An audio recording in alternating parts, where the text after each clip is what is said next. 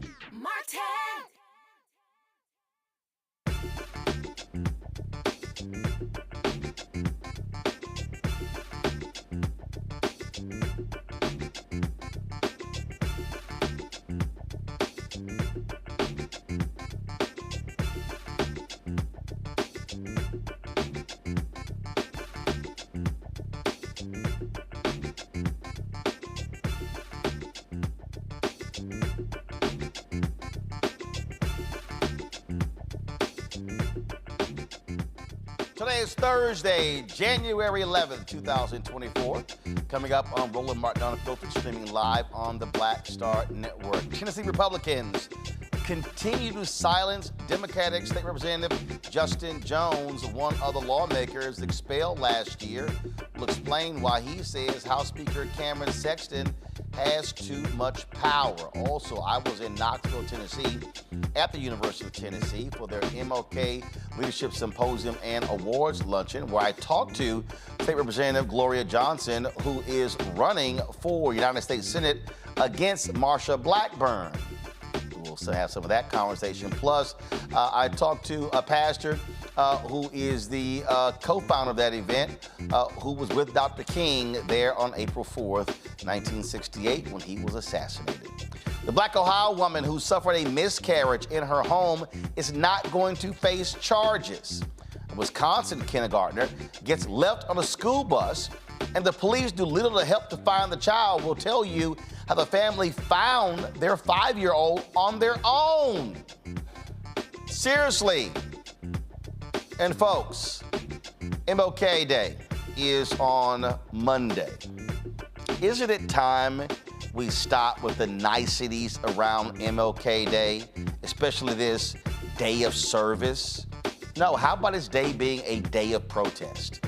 We'll break that down as well. It's time to bring the funk on Roland Martin Unfiltered, streaming live on the Black Star Network. Let's go. Whatever the miss, he's on it. Whatever it is, he's got the scoop, the fact, the find. And when it breaks, he's right on time and it's rolling. Best believe he's knowing. Putting it down from sports to news to politics. With entertainment just for kicks, he's rolling. It's on go, roll, roll, y'all. It's Roland Martin, yeah. Rolling with Roland now. He's funky, he's fresh, he's real, the best, you know he's Roland Martin now.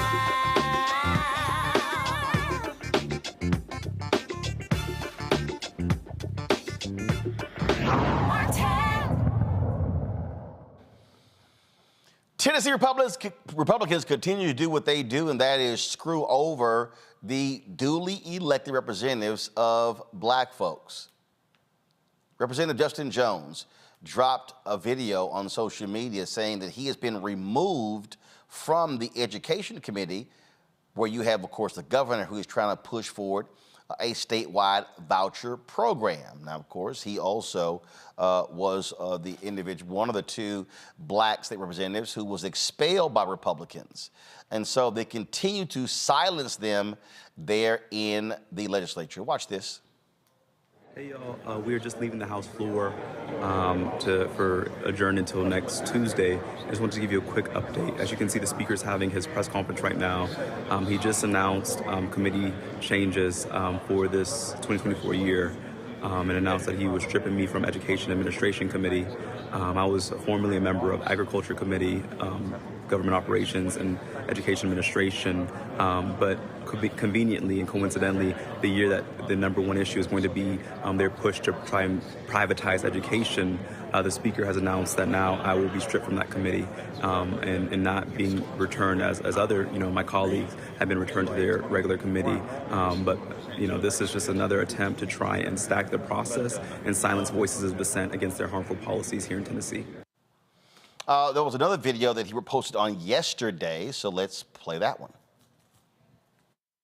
Yesterday, I witnessed something that really appalled me that are related to these rules. Myself and the Republican Majority Leader, my friend William Lamberth, were trying to get on the elevator, and the Speaker's security put his hand up to Lamberth and said, "You can't get on with the Speaker."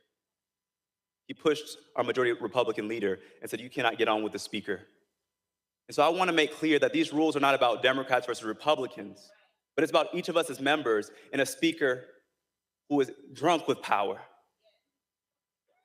In these rules, a phrase that keeps Representative occurring. Reagan, you're recognized. Point of order. Thank you, Mr. Speaker. Please use your microphone, please. Thank you, Mr. Speaker. I asked the clerk to read from Mason's manual about disparaging comments for other members, and I herewith call the gentleman from Davidson County to order. I neglected to mention in my request that Rule 19 be invoked as well in relation to that. And call to order. That puts us on the board. We are voting. A yes allows the representative to continue speaking. A no vote calls him to order, and we move to the next person on the list. Mr. Clerk, take the vote. Ayes 20, 68 nays. We move on to the next person. Folks, you see there, what they did was last year they passed a rule where if they want to shut you down, they could just call what they just did and stop you from talking, and now you have to sit down and be quiet. I keep telling y'all, these are the people who supposedly love the Second Amendment, but they love to skip over that little troublesome thing called the First Amendment. And so that's really how these Republicans in Tennessee are operating. But it's not just Representative Justin Jones who continues to face these problems. They also are literally targeting people, the voters, the people who sent them there. Representative Justin Pearson, one of the two who was expelled last year, he posted this on social media, on Twitter. How can our constituents be guests in the people's house? Tennessee House GOP, see Section 25. These absurd rules have the number of people in the public who come to see the legislature and advocate for our democracy. Why are democratically elected leaders afraid of the people they serve? And so what you see here from him, you see him holding this guest pass. So if you want to come to the legislature and sit in the gallery, you literally have to go get a guest pass. Why are they doing this? Well, they're angry with the protesters who filled the well last year. They're angry with the the people who are fighting for the end of gun violence. They're angry that they showed up last year in massive numbers, chanting and yelling and protesting. They don't like the fact that the public actually had the guts, had the audacity to come there and voice their concern.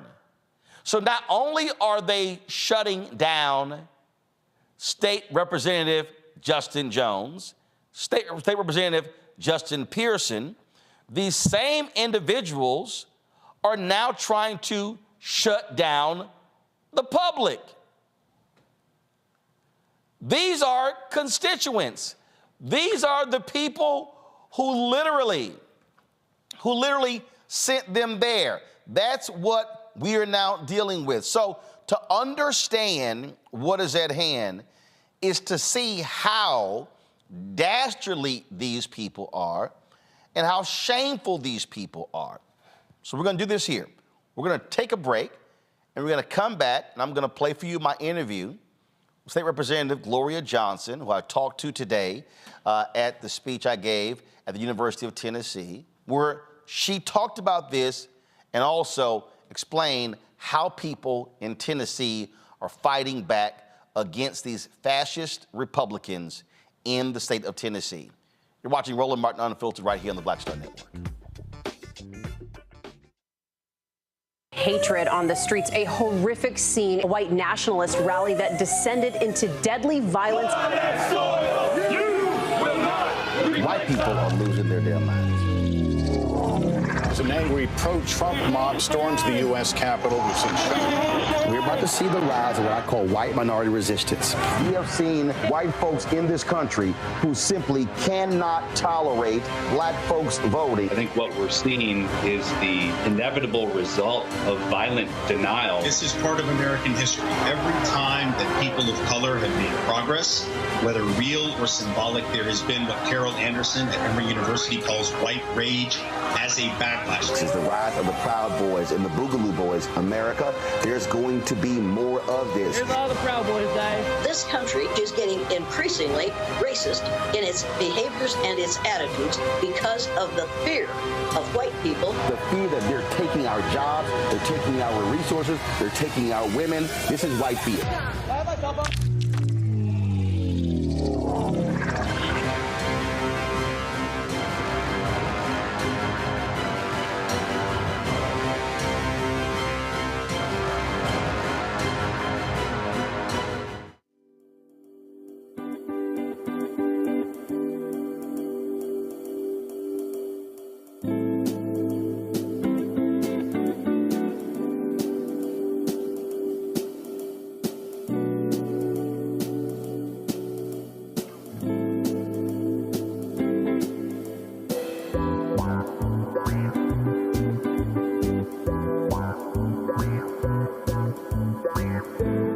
What's up, y'all? This is Wendell Haskins, a.k.a. Win Hogan at the Original T Golf Classic. And you know I watch Roland Martin Unfiltered.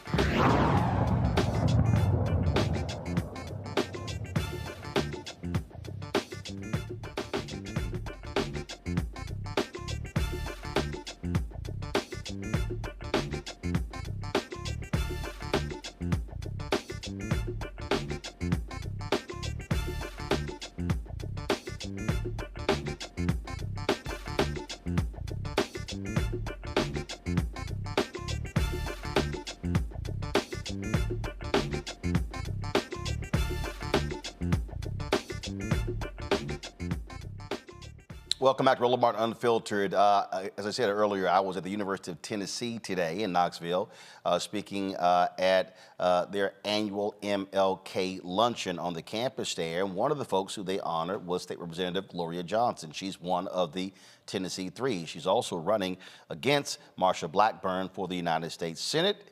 Here is our conversation. Right, here we go. 3, 2, 1. All right. You run for U.S. Senate. Let's talk about it. Yeah, absolutely. Thrilled to be doing it. You know, Tennesseans want to see something different. They want a representative that works for Tennessee working families, because that's not what we're seeing. We've got a representative who's owned by the NRA, Big Pharma, insurance companies. She's not working for Tennesseans. She's working for those who are supporting her campaign. And only 29% of her money comes from Tennessee. So, you know, last time, 75% of my money came from Tennessee. We're very proud of that. Tennesseans want someone who cares about what they need. Do you think that people, because of what happened with the two Justins and yourself, and we still see Republicans in the legislature, the speaker, what they're continuing to do, stifling debate. Not allowing media on the floor for the first time in years. None of the photographers that have been coming on the floor for as long as they've been around, which one of them told me more than 20 years they've been on the floor. And this is the first year. The photojournalists that don't even talk to the members, they're not letting them on the floor. And then I just saw Justin Pearson, he did a video. They're now requiring guest passes, so the public now has to get a ticket from a representative. There's 99 tickets, because each member gets a ticket, one ticket. So that means one ticket? Yes, one ticket for someone to come up each day. To come to the Capitol? To come to the people's house and be in the gallery. Wow. There's approximately, give or take, 120 seats on each side of the gallery. So that's only 99 seats they're giving out. There's still more seats. They're allowing space for the lobbyists. Lobbyists typically gather downstairs in front of the TV so they could talk to members. So lobbyists who have access all day long from 8 to 5, plus at the little drinking parties in the evening that they all go to with representatives, they have access all day long. But the people are limited, and they won't let them in the gallery. So, like for example, so I'm native of Texas, and I can go to the state capitol. I could walk into the building.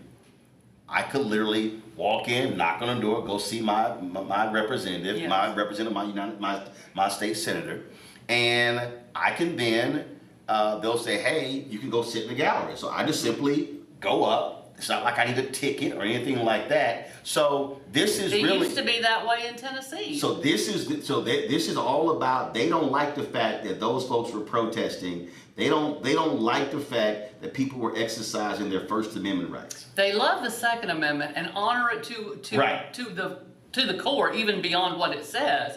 But the First Amendment, they're not so concerned about. Yeah, it's maybe how you skip the first, but you want to run to the second. Yeah.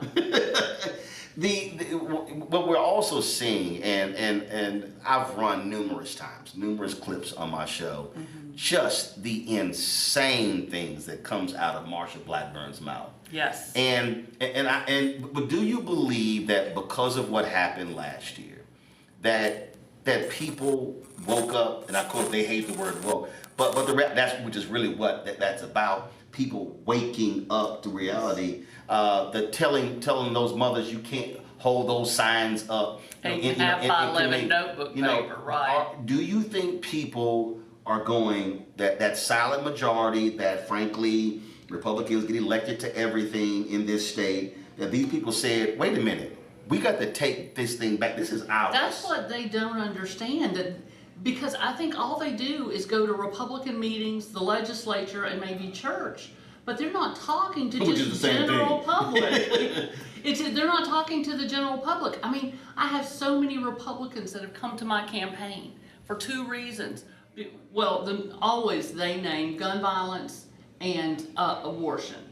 The next third thing that they typically name is the meanness and divisiveness of their party. And they are coming in droves. And I don't think that they understand this. They don't believe the polling that's taking place in Tennessee. But the reality is Tennesseans did wake up. They looked at the Capitol and they didn't like what they saw. And they're paying attention. I get so many text messages because now people are watching from home. They know how to do it now. They know how they can watch session from home. And they're watching from home and they're horrified.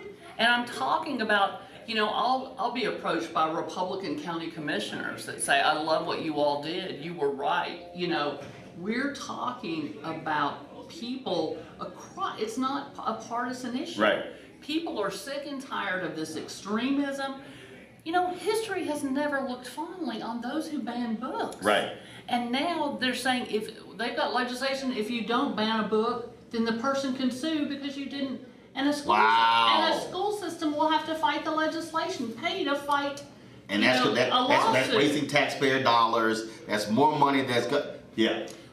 They can no longer ever claim fiscal conservatism. I'm sorry. Well, they actually call it physical conservatism, but they can no longer claim fiscal conservative in their party. But not only that. I mean, and again, I've spent time breaking this down. What they did to Nashville. Breaking the city. And again, and what kills me is I always hear Republicans talk about local control, big government. Oh, except if we don't run that particular city. Right. And frankly, and I think they would try to break up Memphis if they could. Oh, they have tried. They've done things to Memphis as well. The whole thing is several years back, they wouldn't let cities and counties name their own parks, and they didn't want to change the name of Nathan Bedford Forest Park. Memphis wanted to, but the state didn't want them to change it. Right. And one of the reasons we have a huge problem in affordable housing in Tennessee is because of their preemption of locals to do what they need to do to create more affordable housing and build more facilities for affordable housing. They preempt locals from being able to do what's needed. So it's remarkable. Are you seeing, because this is also being part of the problem, where you've had national Democrats, and Reverend Barber and I talk about this all the time, they blow off the South. They go, especially, and I'm be very frank, largely white consultants. Oh, look, those are uneducated people. That's the South we can't win.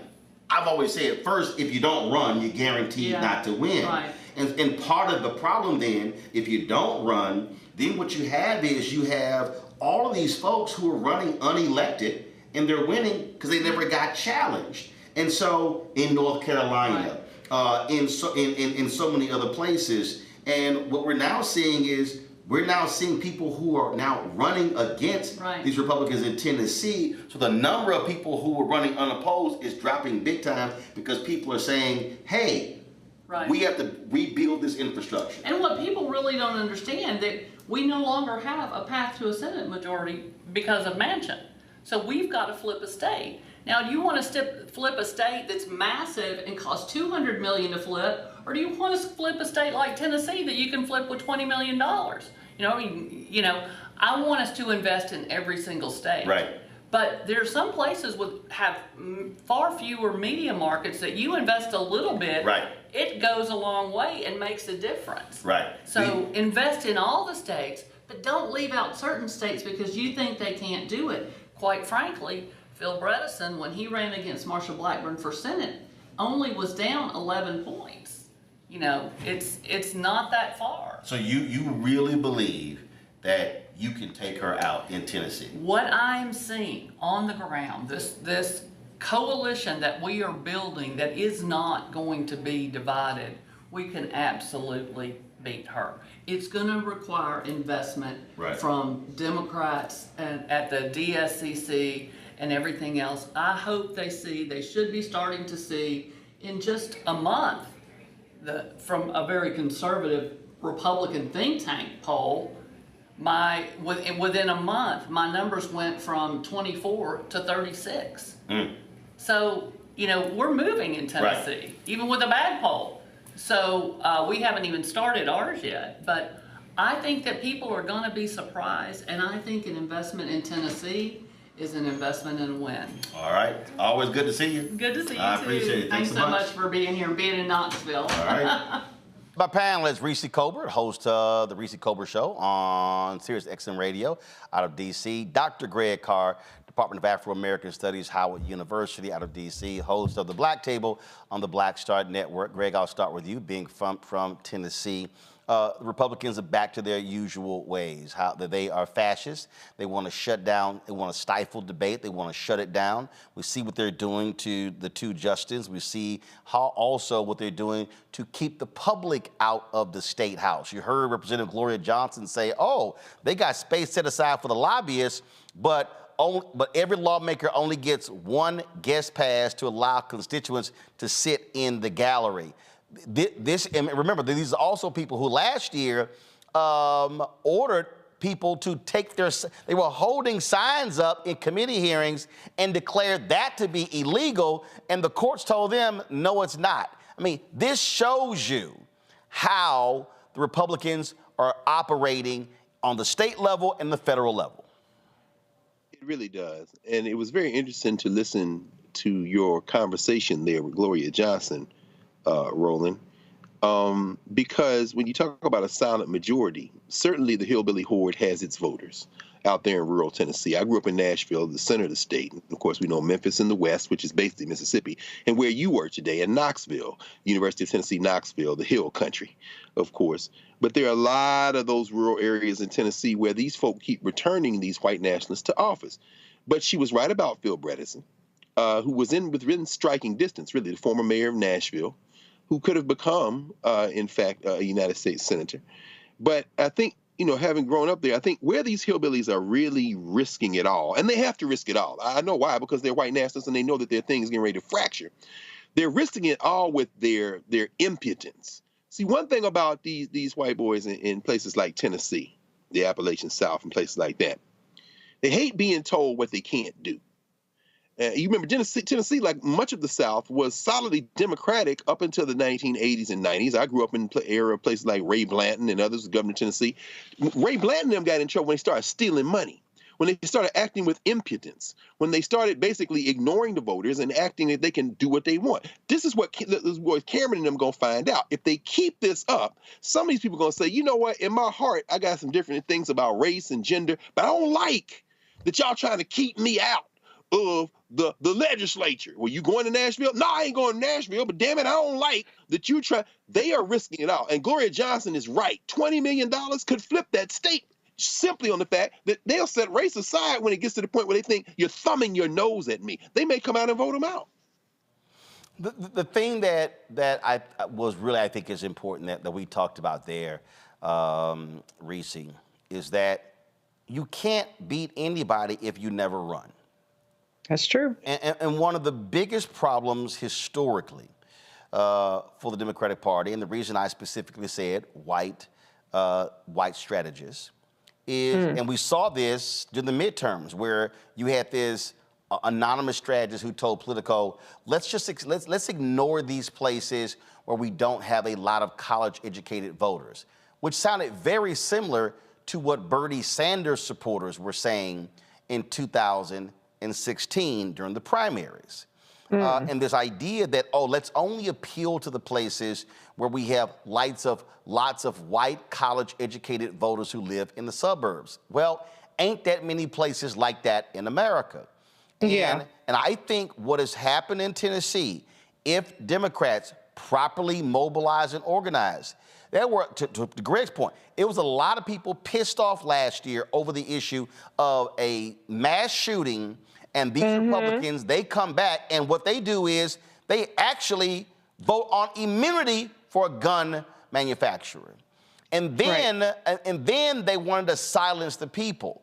And when you keep doing that, people say, what the hell is going on? This is the moment where I believe, again, where Democrats have to play long ball, and you might lose in the next 2, 4, 6, 8 years, but you have to actually build something to actually win one day. No, I agree with you. I think that the difference between Democrats and Republicans is Democrats want to win every news cycle. They want to win every election. And Republicans play for generations. I mean, we talked about it leading up to the 2020 election, how it's a generational election. And we've said that every election. I know it's getting old by now, but it's really the truth. And so you do have to really build that infrastructure. You have to be relentless with it the same way that Republicans are relentless. We're talking about people who have a supermajority, who Democrats aren't even striking distance of, even with their protests and Justin Jones saying whatever he wants to say in these committee hearings, it's not going to change the outcome of the vote. But Republicans are so relentless that they don't even want the conversation to happen if it goes against their political interests. And so I'm not saying that Democrats should be like Republicans, but I think that Democrats should really look at how Republicans leave no stone unturned in their quest for power, to keep power, to gain more. And, they need to start investing more. There's so much money that was put into Florida, which has gotten increasingly red in a number of places. But the reality is you could probably get a pretty good bang for your buck in Tennessee. And I'm not hearing a lot about the Senate in 2024. So I don't know if they just written it off like, well, I guess the Republicans are going to get that. And, they just hoping to hold on to the White House. But we have a lot of work to do in 2024. And I don't think we're in a position to take anything for granted or leave any race uncontested. Well, I think that is that is the position. When you hear people talk about the very, very narrow path forward for Democrats to keep control of the United States Senate, what you hear with Joe Manchin retiring, or I dare say, Greg, refusing to man up and run against the billionaire governor, they're saying, we're going to lose that seat. So we have to hold on to Sherrod Brown's seat in Ohio, to the seat in Nevada, in order to maintain control of the United States Senate. They don't bring up Tennessee. And if you don't make the effort, and we saw a lot of those pissed off white women, not just with abortion, but the issue of gun violence. Then Greg, I got no problem saying it, you put in the Taylor Swift factor. This is, I don't care what anybody says. I don't care about the haters or whatever. This is a young white woman who has used her platform to register people, to mobilize people, and who's made it clear that we need to see changes. Can they beat Blackburn? It's an uphill climb. But the most guaranteed way to lose is never make the attempt. Absolutely. Absolutely. It's funny, today, Roland, in advance of the Martin Luther King holiday on Monday, we were in a hip hop class, and I was talking about the context out of which the holiday became a holiday. And we talked about, John Conyers and in Atlanta in 1971 and coming forward. And I linger for a moment on the moment when Jesse Jackson ran for president in 1984. And of course, that really was right in the moment after the big rally in D.C., 20th anniversary of the March on Washington, where Stevie Wonder, kind of led that march. And I was reflecting on the fact that, and thinking about it in this context, the South hasn't been blood red white nationalists very long. I remember when Jackson ran for president in 84, it was a multiracial coalition of organizers. I was a sophomore at Tennessee State, in fact, at the time, and going to meetings, and you had white folk, Latinos, black folk primarily, but people who wanted a different kind of vision. And Tennessee was still Democratic. This is around the time of the rise of Lamar Alexander, if you remember. And if he were around now running in the same platform he ran back in the 80s, they might consider him a centrist Democrat, certainly more so than a funky-ass Joe Manchin. I'm saying all that to say this. The Democratic Party, with an investment of resources, and we've seen it in Georgia, we need to see it more in places like Louisiana and Mississippi, and we can see it in Tennessee with this cycle, can certainly go out there, register voters, energize voters, create the network. And yes, maybe they don't beat Marsha Blackburn this time. Maybe they do. Certainly Gloria Johnson seems like an ideal candidate to run against her, but they can build that infrastructure. Finally, and you've talked about this extensively, as much time as you spent in the 19th century educating us about Reconstruction and what happened, we've seen this before. When they created the Jim Crow laws in the late 19th century, they did it at the expense of white voters as well, through state referenda that allowed them to rewrite those constitutions in the states, in the southern states. They excluded white voters as the price of being able to create their racial power. These white voters in Tennessee are being excluded, except unlike the 19th century, they can see what's happening in real time. And if the Democratic Party could gain some guts, some ovaries, some testicles, they could go in there and say, look, they don't want y'all to participate either. And that kind of populism that delivered an Al Gore Sr., that delivered that could be revived in a place like Tennessee. This is what William Barber's been saying all along. And let me say this here, and again, this is going to be very bothersome to some of these hardcore blue people. You also are going to have to accept the reality that you might have some anti-abortion Democrats who run from some of these southern states, but who might agree with you on 8 other issues. And this is one of those things that, Reese, again, where the people get locked into their ideological positions. And that is, guess what? You may have some individuals who are not going to be hardcore pro-choice, but it comes down to, who do you want in the position? And again, it's just one of those things that I think that people are not understanding, again, religious values, not understanding upbringing, not understanding family values. And Democrats, I believe, have to understand, and it's hard for some people to understand this here, that you're going to have somebody who's in Arkansas, who's in South Carolina, who's in North Carolina, who's in Mississippi, Alabama, Texas, Florida, who is not going to be like somebody in Ohio, in Rhode Island, in Maine. You're going to have to accept some of that in order to win, because the goal is to win. I will concede that point, that an abortion would be a non-negotiable for me, but I'm also fortunate enough to be in a blue-ass state, so I can have that litmus test for myself. I think I've always said, if you can win the primary, then go for it. You know, if a anti-choice Democrat can beat a pro-choice Democrat, then them's the breaks, and that's and the reason I'm saying that, because the guy who got 47% of the vote in Mississippi. His name is escaping me. Brandon Presley. Yeah. Elvis's cousin, Presley? Okay. Brandon Presley was anti-abortion. Okay. Now, when you looked at him on a bunch of other issues, it lined up. Again, to me, it's understanding politics and power. And again, that's just one of the issues. And for some people, there are issues that are, hey, it does not matter. This is where they stand. I'm not supporting anybody who isn't there. But what I'm saying is that if you look at the map right now, Democrats have not done well because they aren't understanding how to win in the South. and they're not creating a strategy. We saw what happened in Georgia. The roadmap is there. If all of these billionaire Democratic donors, okay, would frankly stop throwing their money at useless entertainment shit and do what a lot of these Republican donors are doing and go, okay, how much is it going to take for us to organize and mobilize in Louisiana? 30, 40, 50 million dollars? Let's now do that. How much is it going to, and look at the map to go, okay, because if I look at the southern map right now, Reese, so you take Georgia. Georgia is now competitive. It's, now granted, Republicans have won statewide, but obviously 2 United States senators, but it's actually competitive. Now you go, okay, Georgia, North Carolina, you get some real infrastructure, and I think Nikki Fried is doing that in Florida. Now you throw in, you say Louisiana, and you say Texas. Now you say, now let's create a blueprint to now be able to go after young voters, hit the ground, mobilize, organize, enlighten, educate Latino voters, and now you can start competing.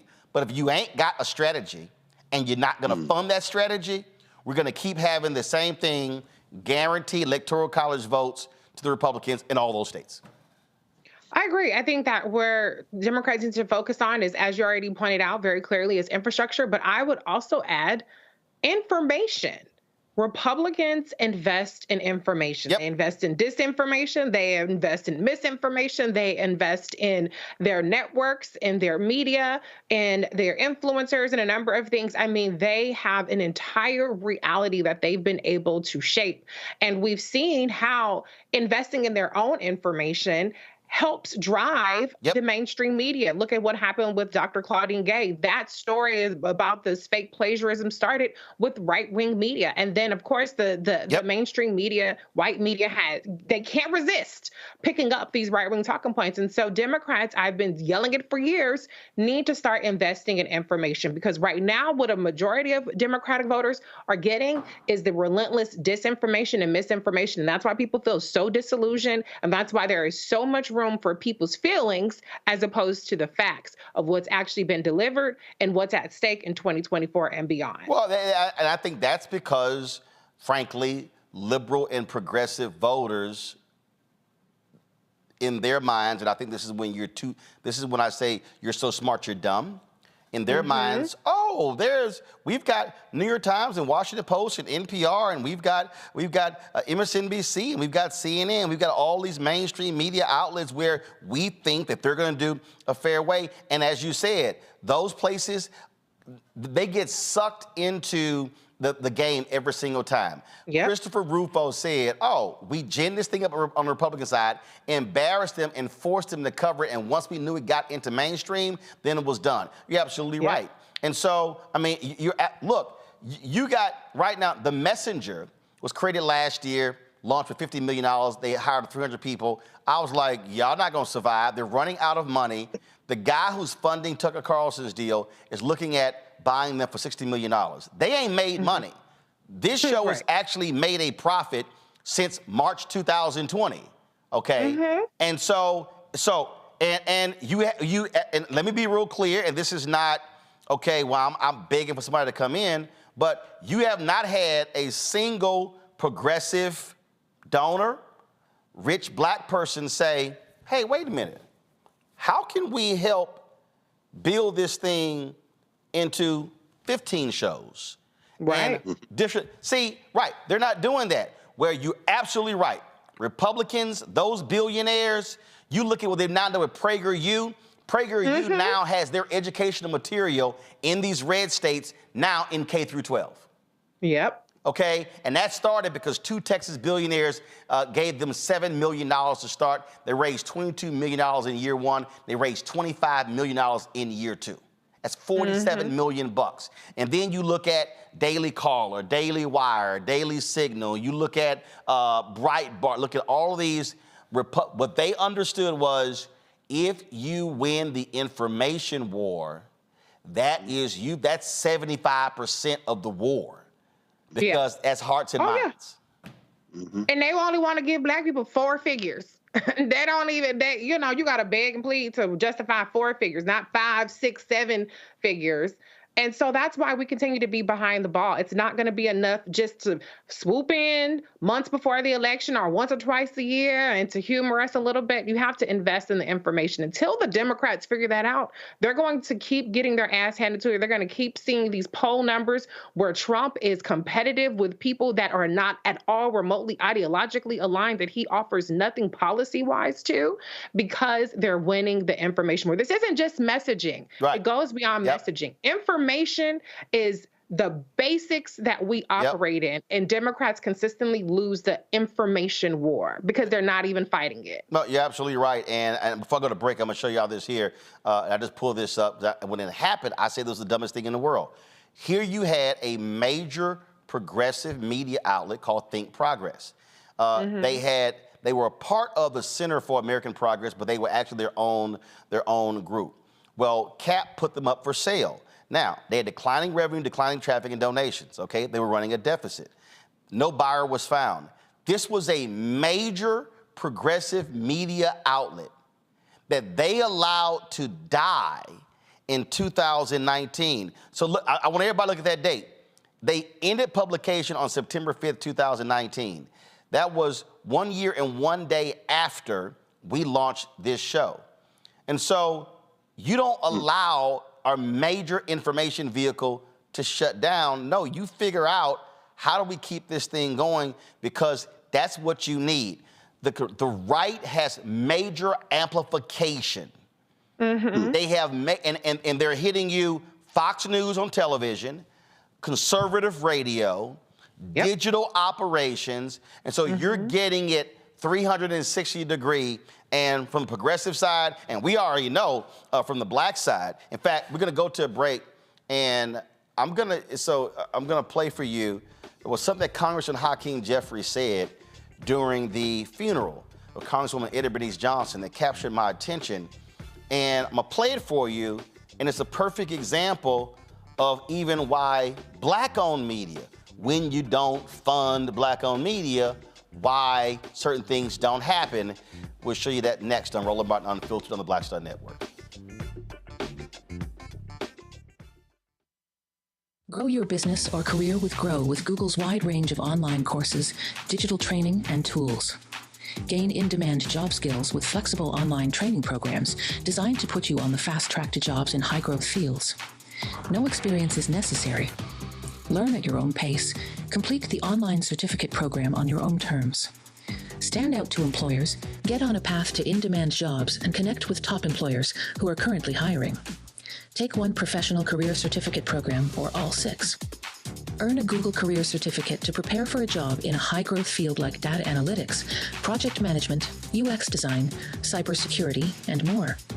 All professional career certificate programs must be completed by December 31st, 2024. Scan the QR code to complete the application. There are 1,000 scholarships available. Grow with Google and J. Hood and Associates. Be job ready and qualify for in-demand jobs.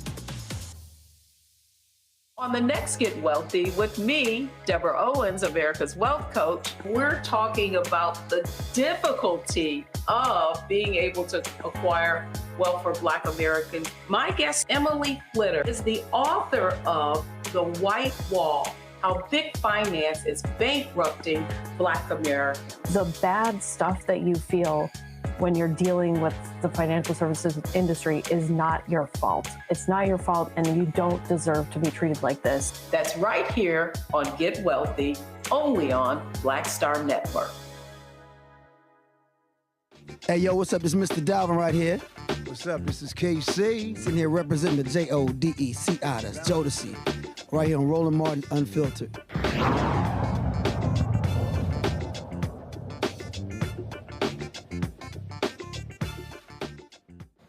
So y'all have often heard me talk about on this show the last 5 years about why we have to fund Black-owned media, why we have to invest the resources, why we are out here fighting the good fight, trying to get these dollars to be able to do what we do.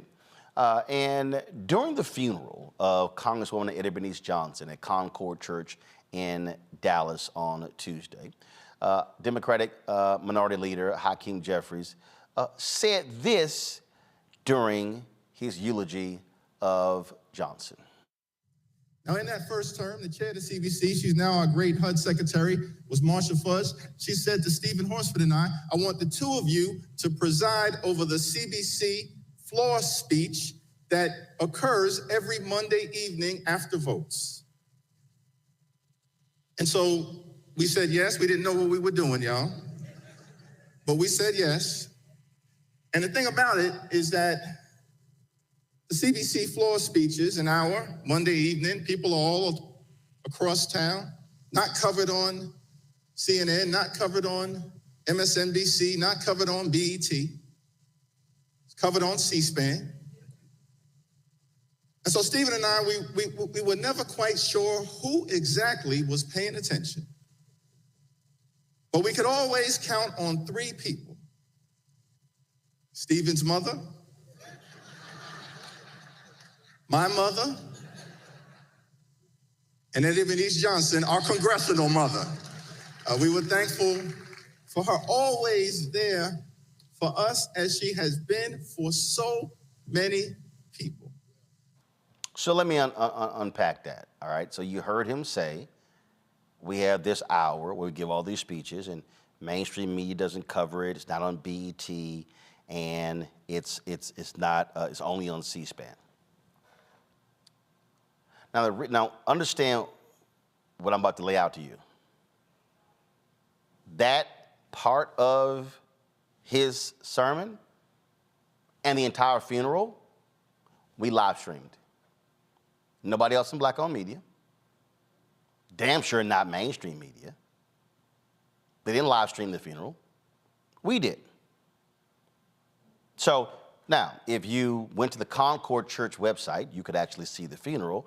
We chose to then amplify it. So why am I saying that? That's a perfect example of what happens when you fund your own media. The things that other people don't cover and talk about, then we can. Jahan LeBlanc sent me a text message saying, Roland, love to come back on the show, and thank you for putting me on the show. Because I came on your show, you put me on, I'm now doing TV shows all across the continent of Africa. I want that to sink in, y'all. So not only do you cover things that other people don't believe are important, you also are able to put voices on who otherwise would never see the light of day, that we know the cable networks are never going to call. And now you're creating new opportunities. And so now what this does is, to what the point that Reese was making before we went to the break, when you talk about from a progressive perspective, what you then do is you now are not beholden to what is being said on a few nationally syndicated black radio shows that are not black owned. They're not, very few of them are, okay? Now, Urban One syndicates, Russ Parr's show is off the air. Donnie Simpson's last day is tomorrow. Urban One syndicates Ricky Smiley, D.L. Hughley, Erica Campbell. They're black owned. That's it. The Breakfast Club, that's iHeartRadio. Steve Harvey Morning Show, that's iHeartRadio. Okay, so those are not black owned.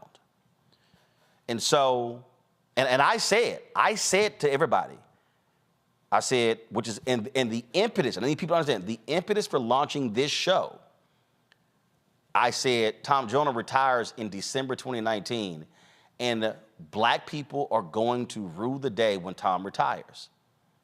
Because you do not have that type of energy and focus on news of the day, of issues of the day, of politics, on any show the way Tom focused it.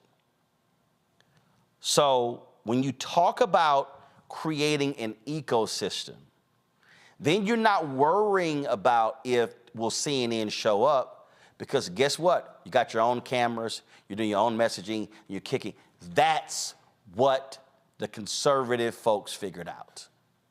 They said, damn them, we're gonna create this whole ecosystem, and we're gonna create all the voices, all the personalities, we're gonna all support each other and build this sucker up. And that's why, Reese and Greg, I have been saying, even in the black space to folks, you got black-owned media people. When I started this, I went to every major black-owned media company. Nobody wanted to partner. And I was like, guys, do y'all not see what's going on? Do y'all not see where we're going? And this is a problem, because there are news deserts, there are information deserts. And so not only do you have people who are not getting information, as you said, Reese, they are being force-fed so much BS, misinformation, disinformation, and they're not getting, people are criticizing, Democrats ain't this. No one then says, I'm sorry, what do you mean by that? Please explain that. See, you ain't hearing any of that. You're not hearing somebody. We did it on yesterday. We showed people, if you're a family of 4 and you're making 60 grand, you're gonna pay $0 for student loans. How many other places out there are walking people through those things? Right today, you have seen the explosion of people signing up for the Affordable Care Act, breaking records 3 years in a row, many of them in red states as well. Where else are they actually talking about it? America's now producing more oil than we ever have, but the right wing keeps saying, oh no, we ain't producing any oil because Biden won't let us drill. It's all a lie. You cannot let lies stand, and you can't sit there and go, oh, I hope so-and-so host bust that lie, and then you watch it and you go, did they just allow them to lie and kept moving? Yes, they did. That is part of this problem, Reese. Yeah.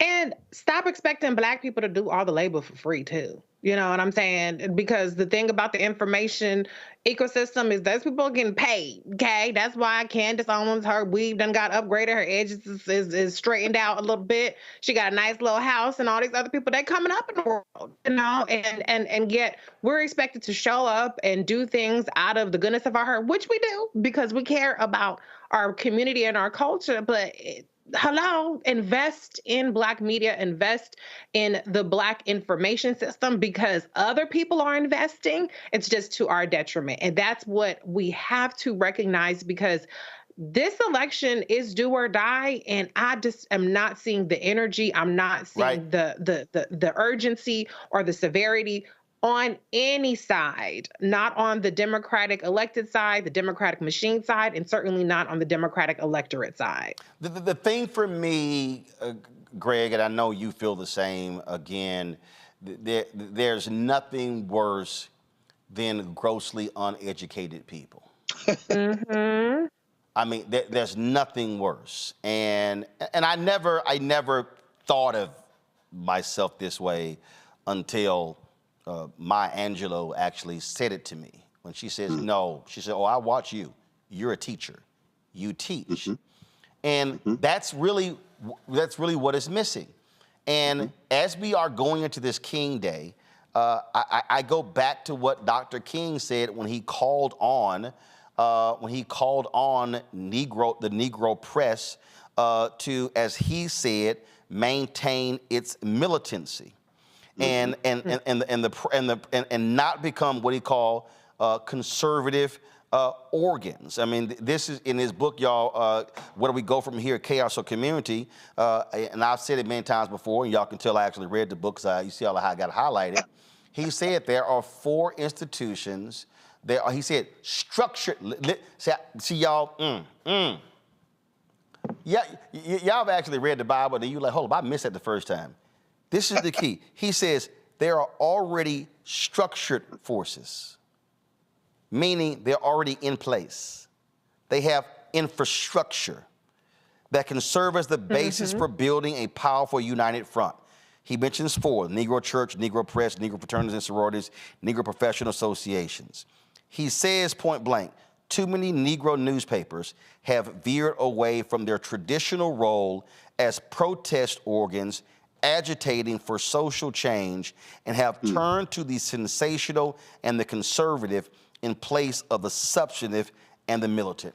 Greg, I've had more people hit me and say, Roland, when are you going to weigh in on Cat Williams' interview on Club Shay Shay with Shannon Sharpe? And I said, I will not. Now, here's the deal. I can pull up right now, and I did it earlier. When I was in the car, I was on the plane, I was in the car coming here. I've seen about 10 or 15 other people give their thoughts and reactions to the Cat Williams interview. And the views range from 200,000 to 1.5 million. Yes, sir. Now, yes, I mean, they're watching. So if I did something, it's probably going to do 200,000, 300,000, 400,000, 500,000 or more views. The more views you get on YouTube, you're going to increase more money. Yep. But right here, King said, have turned to the sensational and the conservative in place of the substantive and the militant. We have enough gossip blogs. We have enough mess organs. We have enough drama-induced publications.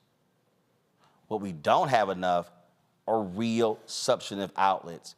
And I will not do it just to get those views, because I would feel so awful that I would feel like I gotta take a shower every hour on the hour, because that means you fall into that pit. And that's really where we are. We are in a situation where it's so much bullshit that is being fed to us that we are literally gorging on mess. And right across the street, right across the way, they literally are saying, oh, y'all keep eating that mess, keep eating that mess, because we gonna sit here and blow your asses up come January 2025, when we put in place Project 2025. And you got Elon Musk right now siding with folks blaming black folk for the damn door of the Alaska Airlines plane coming off and blaming that stuff on DEI. And we as black people, we are eating the mess up. I mean, I'm talking about black people, and this is not a diss of Shannon, it's not a diss of Cat, but black folk are eating this up like we did them Popeyes chicken sandwiches. No question about it. Well, I mean, Roland, and you're going to have to help us all, brother, with this, it seems to me. When Dr. King was writing, he was writing in the era, of course, pre-internet, and those institutional forces were at their strength. When you mentioned the interview, Cat Williams and Shannon Sharpe, and I thought about you a lot in watching this viral thing, 43 million and counting views on the initial interview just after 8 days on Shannon Sharpe's Club Shay Shay. And everyone responding, eating, so to speak, as the young people would say. Everybody eating off this. Everybody responds. Ice Cube responds. Even Ludacris does a rap response. Everybody. And then, of course, your homie, Willie D, has a subsequent interview that's racked up several million just in the several days it's been posted. And I thought to myself, I wish, you would deconstruct for us how this viral phenomenon works and kind of cascades down. But I want to put it in another context. Our friend and brother, Martin Lamont Hill, who Byron Allen positioned on his Griot network, and I guess April Ryan is sliding in there to do this daily news and weekly commentary. Nobody watching on cable, nobody watching on YouTube. Mark taking a page from you, taking a page from those who have kind of had a kind of metronome daily presence in the news kind of commentary vein, but doing it in a way that kind of blends in some of that sensationalist stuff, has launched his YouTube channel. And the way you understand from listening to you, with consulting with folks who know what they're doing. Oh, no. He didn't take a page. No, what happened was he was in the car with his new wife, and she was like, where in the hell is your YouTube page? And he was, he was in the car, and he called me on a Saturday, and he said, hey man, can you really make money with this stuff? And so I read for him the last 6 months of the revenue that we generated with our YouTube channel. And I said to him, and he had it on speaker, and his wife was like, see? And because Mark just got married. And so she was like, yo, you out here doing all this sort of stuff, but what are you building? And I've been telling Mark, and he'll tell you, 5, 7 years, Mark, stop chasing them checks, build something. Fortify yourself against someone else controlling your voice. Because he got fired at Fox News, he got fired at CNN because of his position on Assad al-Shakur as well as the Palestinians. And so we had multiple conversations. I said, Mark, I was Mark Lamont Hill's first subscriber on his YouTube channel. I said, Mark, launch the damn channel. I said, and you have to build it. I said, stop putting stuff on Instagram and Twitter. I said, drive your people over to YouTube. He said, man, my goal by the end of December is to have 25,000 people. He had some great interviews on Al Jazeera. I said, Mark, trust me, you're going to get the numbers. You're going to be able to enroll in YouTube's ad revenue sharing plan. By the end of December, he had 79,000 subscribers. He wanted to have 25,000. So the whole point was we're now living in a new world. And that's what I'm getting. And in fact, I was watching, and understand. I had people. John Hope Bryan keeps telling me, "Man, you should charge people." I said, "John, that ain't what I do." I was watching Mark's broadcast, and I was like, "Yo, change your crawl, change this. This is too small. Can't see this here," and understanding how you actually do it, because the whole point is you have to create the additional platforms, as I said, to fortify from market forces. If I was still waiting for a white network to call me, I would be in a hospice right now if I waited. And there are a lot of black people, I know them personally, they are sitting here waiting for others to call. They're not creating the opportunities. I know I saw all the mess when people were trying to say, Vivica, why ain't you supporting Taraji? I'm not going to get into all of that, but let me explain to you why Vivica answered the way she did. Because Vivica has been producing and directing her own. People are like, man, that shit you doing, Vivica, it's going straight to video. Do y'all know how many movies every year go straight to video? But guess what? It's a check involved. And so this is the problem for so many of our people. And I'm going to say this right now, and this is a fundamental problem with many of our people. Our people, we have got to stop being so focused on white validation. Right. Oh, man, you ain't shit. I mean, all you got is a YouTube channel. There's a little kid who has been making $10 million a year unwrapping toys on YouTube for the past 5 years. $10 million a year. Understand, that's the new world. Understand that YouTube has YouTube TV, mainstream channels that are on another one of their platforms. So we are so caught up, and I'm going to go ahead and go there. Negroes are so caught up in the equivalent of when Armani and Hugo Boss and Louboutin and Chanel and Tiffany and all this sort of purses and shoes, and we're broke as hell because we are praying and hoping to be on somebody white's platform where they control the content, own the content, control the staff, hire you and can fire you, as opposed to, as King was talking about, building and creating. There is no Reverend Dr. Martin Luther King Jr. without Ebony, without Jet, without Chicago Defender, without Atlanta Daily World, without the Pittsburgh Courier, without those black institutions. And that, to me, and so we're combining two different things. If you're not building black-owned media institutions, if progressives are not building progressive media institutions, then you're at the mercy of somebody else. And then you wonder, man, well, why we can't get the word out? Because you ain't built shit. Well, Roland, this is where I think we need help to understand how these two pieces connect. because Black Star Network is an infrastructure. And people say, oh, it's YouTube. No, it's much more than YouTube. You're the one who taught us all, certainly taught me, the meaning of the acronym OTT.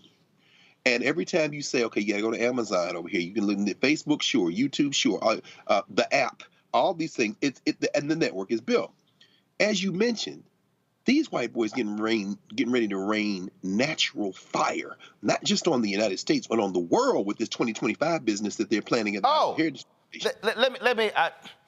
Okay, see.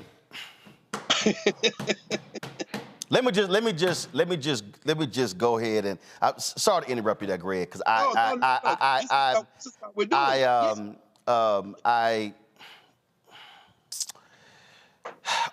need everybody watching right now. Matter of fact, I'm gonna do this here. I'm gonna go to a break, and I'm gonna need all y'all to buckle up, because when I come back, we gonna discuss TUBI. Tubi. And I'm gonna share some stuff about Tubi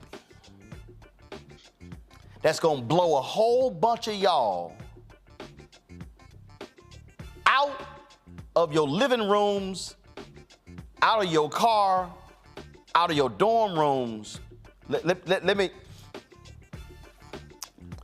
go to the break. I'll be right back. When you talk about blackness and what happens in black culture, we're about covering these things that matter to us, speaking to our issues and concerns. This is a genuine people-powered movement. There's a lot of stuff that we're not getting. You get it, and you spread the word. We wish to plead our own cause.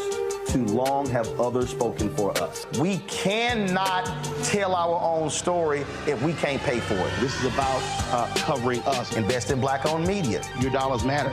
We don't have to keep asking them to cover our stuff. So please support us in what we do, folks. We want to hit 2,000 people, $50 this month, raise $100,000. We're behind 100,000, so we want to hit that. Y'all money makes this possible. Checks and money orders go to P.O. Box 57196, Washington, D.C. 20037-0196. The Cash App is $RM Unfiltered. PayPal is R Martin Unfiltered. Venmo is RM Unfiltered. Zelle is Roland at RolandSMartin.com.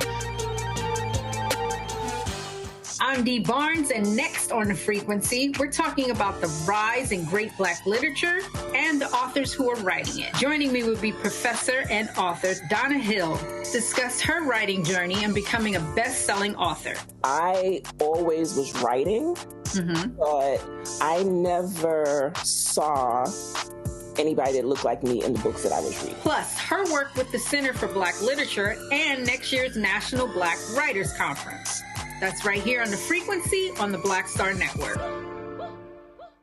Next, on the Black Table with me, Dr. Greg Carr, author Dr. Maribel Mori, on her astounding and enlightening new book, White Philanthropy, a history we're betting you've never heard before. Don't miss an eye-opening episode of The Black Table, only on Black Star Network. On the next, A Balanced Life with me, Dr. Jackie, just who do you think you are?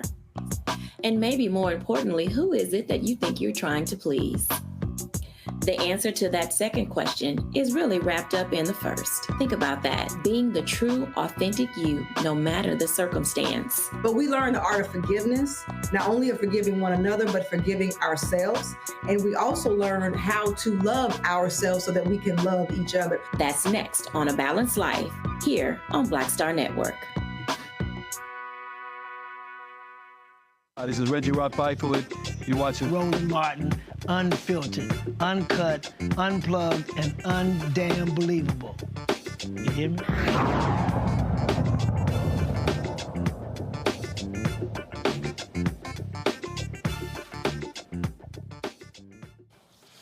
All right, so y'all made me have to stand up for this one. I was trying to sit down, and I was gonna do this in a couple of weeks, but Greg said something there that I just said, I got to do this right now. How many of y'all remember In Living Color? How many of y'all remember Rock? How many of y'all remember South Central? Okay? Guess who owned that network? Come on. Rupert Murdoch. So let me explain to y'all how we got Fox News. Okay? They launched Fox Broadcasting. They put on black content. We run to Fox. Live in color. Do y'all know why there is a Pepsi and now Apple Music halftime show at a Super Bowl? Because 1 year in Living Color put on their own Super Bowl halftime show, and all these eyeballs left the Super Bowl and they went over to the In Living Color halftime show, and the NFL said, oh, hell no. That's when you got the big halftime performances and they turn into major extravaganzas because of In Living Color. Why did Keenan Ivory Wayans quit and his family leave? Because what Fox started doing was putting In Living Color reruns on Fox stations, driving down the syndication value of In Living Color, and they let we ain't gonna produce any more shows because y'all cheating us out of our money. What did Fox then do with the money made from black people building up Fox? They landed the NFL. NFL used to be on NBC and CBS. Monday Night Football was on ABC. Fox offered $1 billion plus for the NFL rights, and that's when it went from CBS over to Fox. But guess what happened after they got the NFL? Bye-bye In Living Color, bye-bye Rock, bye-bye South Central, bye-bye all of the black programming. Now, some of y'all watching me right now, some of y'all saying, okay, Roland, I mean, that's all that history. I mean, you just bringing up old stuff. Why are you sitting here? Why are you sitting here bringing up old stuff? What has been all the rage for the last year? What have you heard Greg and Reese say? Man, did y'all see that movie on Tubi? You need to get on Tubi. You need to get on Tubi. You need to get on Tubi. You need to get you a movie on Tubi. You need to get on Tubi. You need to get on Tubi. Go to my iPad. Tubi sees impressive growth with over 74 million monthly active users. Keep it right there. Send it right here. Do y'all know who owns Tubi? Pull a picture up. Who owns Tubi? He does. Wow. What is Fox doing? Black people, listen to me. Good Lord. Listen to me, black people. You built Fox Broadcasting, which gave them the financial wherewithal to get the NFL. They get the NFL, build up the financial wherewithal to launch Fox News. Now we're living in a digital world. Yes, sir. And what is Tubi doing? Black content, black content, black content, black content. They dropping I see all the Instagram posts, the Twitter posts, my movie on Tubi, my movie on Tubi, movie on Tubi. And guess what? Their numbers are blowing up. Their numbers are blowing up. Black people, you are turning Tubi into one of the largest fast channels, which is basically a digital channel. They're doing it with black content. Look at it right there. Look at all these. Y'all, look at this. This is how they're competing against Netflix and the rest of them. Black, black, black, black, black, black. Do y'all understand that Fox sold its entertainment division to Disney a few years ago for $70+ billion? Fox Studios? Yeah. Fox Entertainment, all of their Fox Entertainment assets sold to Disney. That's right. They retain Fox News, Wall Street Journal, New York Post, and those assets. So Fox right now is building a digital brand on the backs of black people. And you know what we doing? We're going, I'm on Tubi. Oh, I'm on Tubi. Now, I understand the desire to have our content being places. What did Greg's brother say in the promo video? Bring your eyeballs home. I've been telling y'all, where black eyeballs go, that's where the advertising money goes. When you send black eyeballs to gossip, to mess, to entertainment, they gonna sit here and make it rain. Yes, sir. Tubi is trying to lock up several $100 million in ad money, and there's a declining number of dollars from broadcast networks coming to digital, and Tubi said, y'all know how we can sit here and grow fast as quick as possible? Let's sit here and go after all them Negro eyeballs with ratchet shows, with a bunch of bad movies, and I can't tell y'all how many group chats I've been in. Tubi. Why am I unpacking this in the way I am? Because I've been trying to explain to y'all how media works.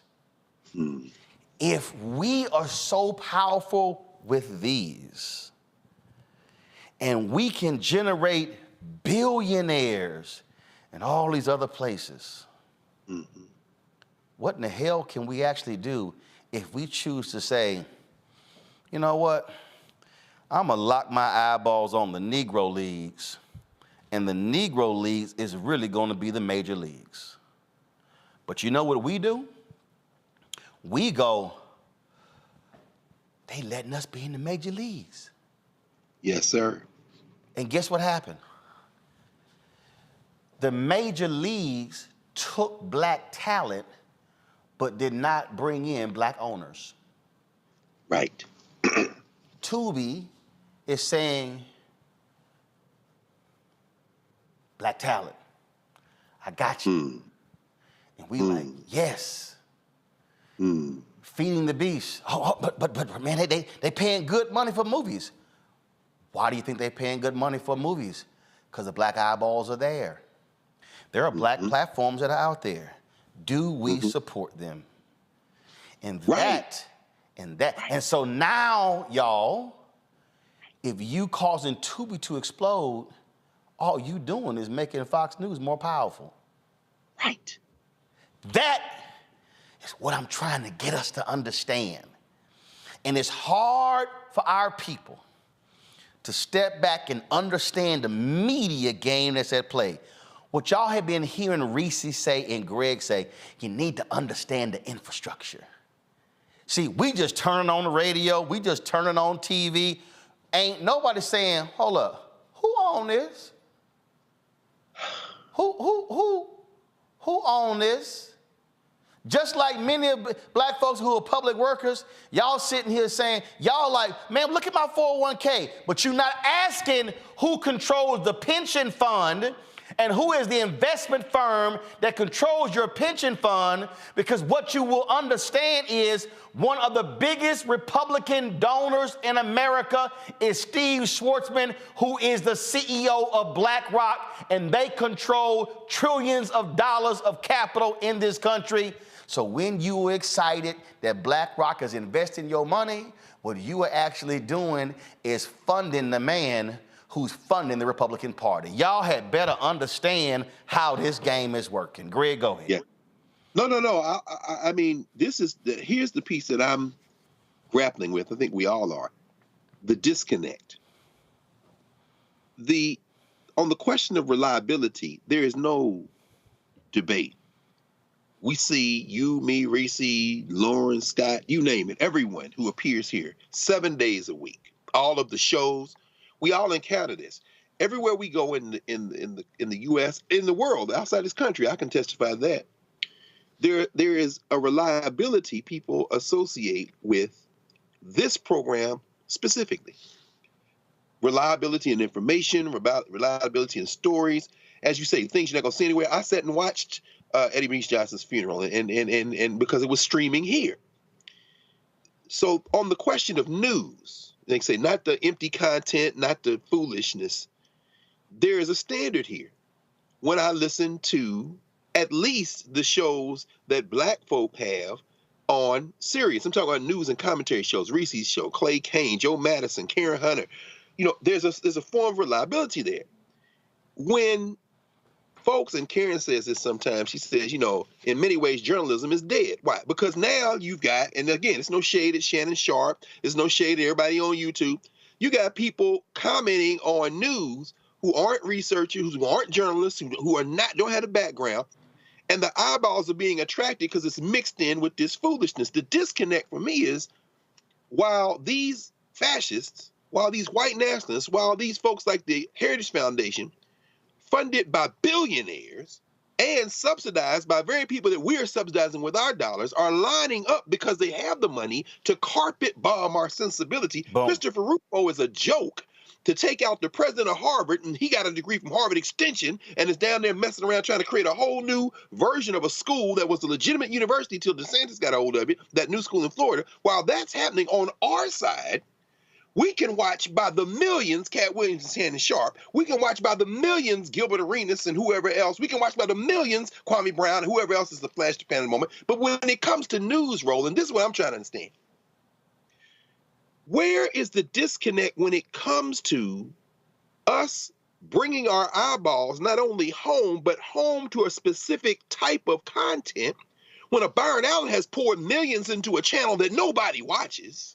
When BET eliminated any even gesture toward news, where's the disconnect with our eyeballs for the things that will help us when you have been with this network and this specific show traveling in terms of dealing with voting rights, traveling in terms of activism and organizing, traveling in terms of the injustices our people face and how we are solving the problems of combating them? Where's the appetite for bringing our eyeballs to that specific vein of content? That's what I'm losing. It is because we, again, have black people who are in the black space who want to operate in silos. And I'm gonna go to Reese in a second. I'm gonna say this. I was on a phone call and I told Byron when Black News Channel offered me a show, and it was a joke. I mean, y'all, like, it was so laughable. I literally said, I'm gonna do y'all the favor and not even respond. That's how bad it was, okay, y'all? So Byron asked me what it would cost, and I told him. Now here's the deal. I ain't got a problem saying it because it's true. When Byron bought Black News Channel assets, Byron could have licensed this show. Yes. Not to. Now here's the deal. I got no problem launching your own shows, but who's watching them? Listen, TV One celebrates its 20th anniversary on MLK Day on Monday. I was the face of the network. Yes, sir. I traveled this nation getting local cable people to carry TV One. I know I got an audience and I can bring eyeballs. So you want to launch something and nobody watch, or do you want to actually work with an existing partner? Don't think for a second when Tyler was talking about buying BET. Do not think for a second when Tyler was trying to buy BET that me and Tyler did not have a conversation. Why am I saying all of this? I'm saying all of this is because we as black people need to understand that the storm that is headed our way is a Cat 5. Reese, I don't think people understand. I'm gonna say this again. We are sitting here watching all kind of other stuff, and we ain't watching this news channel, and there's a Cat 5 that's brewing in the ocean that's gonna make landfall. And see, if you over here laughing and giggling and not watching that news channel, you can't prepare for the Cat 5. No. And then when the Cat 5 hits, you like, oh my God, what happened? Because your ass wasn't watching the news channel trying to tell you the Cat 5 is coming. You got Elon Musk right now, who is apartheid Elon Musk. Yes, sir. Who is using Twitter to drive racist messaging, who now is championing the notion that DEI is and black pilots having low IQs is the reason the door came off the American Airlines door. Now I need y'all to pay attention. That thing circulated on Twitter. Laura Ingraham had a panel discussion on Fox News. Matt Walsh, Daily Wire, is talking about it, same thing. So now they're saying,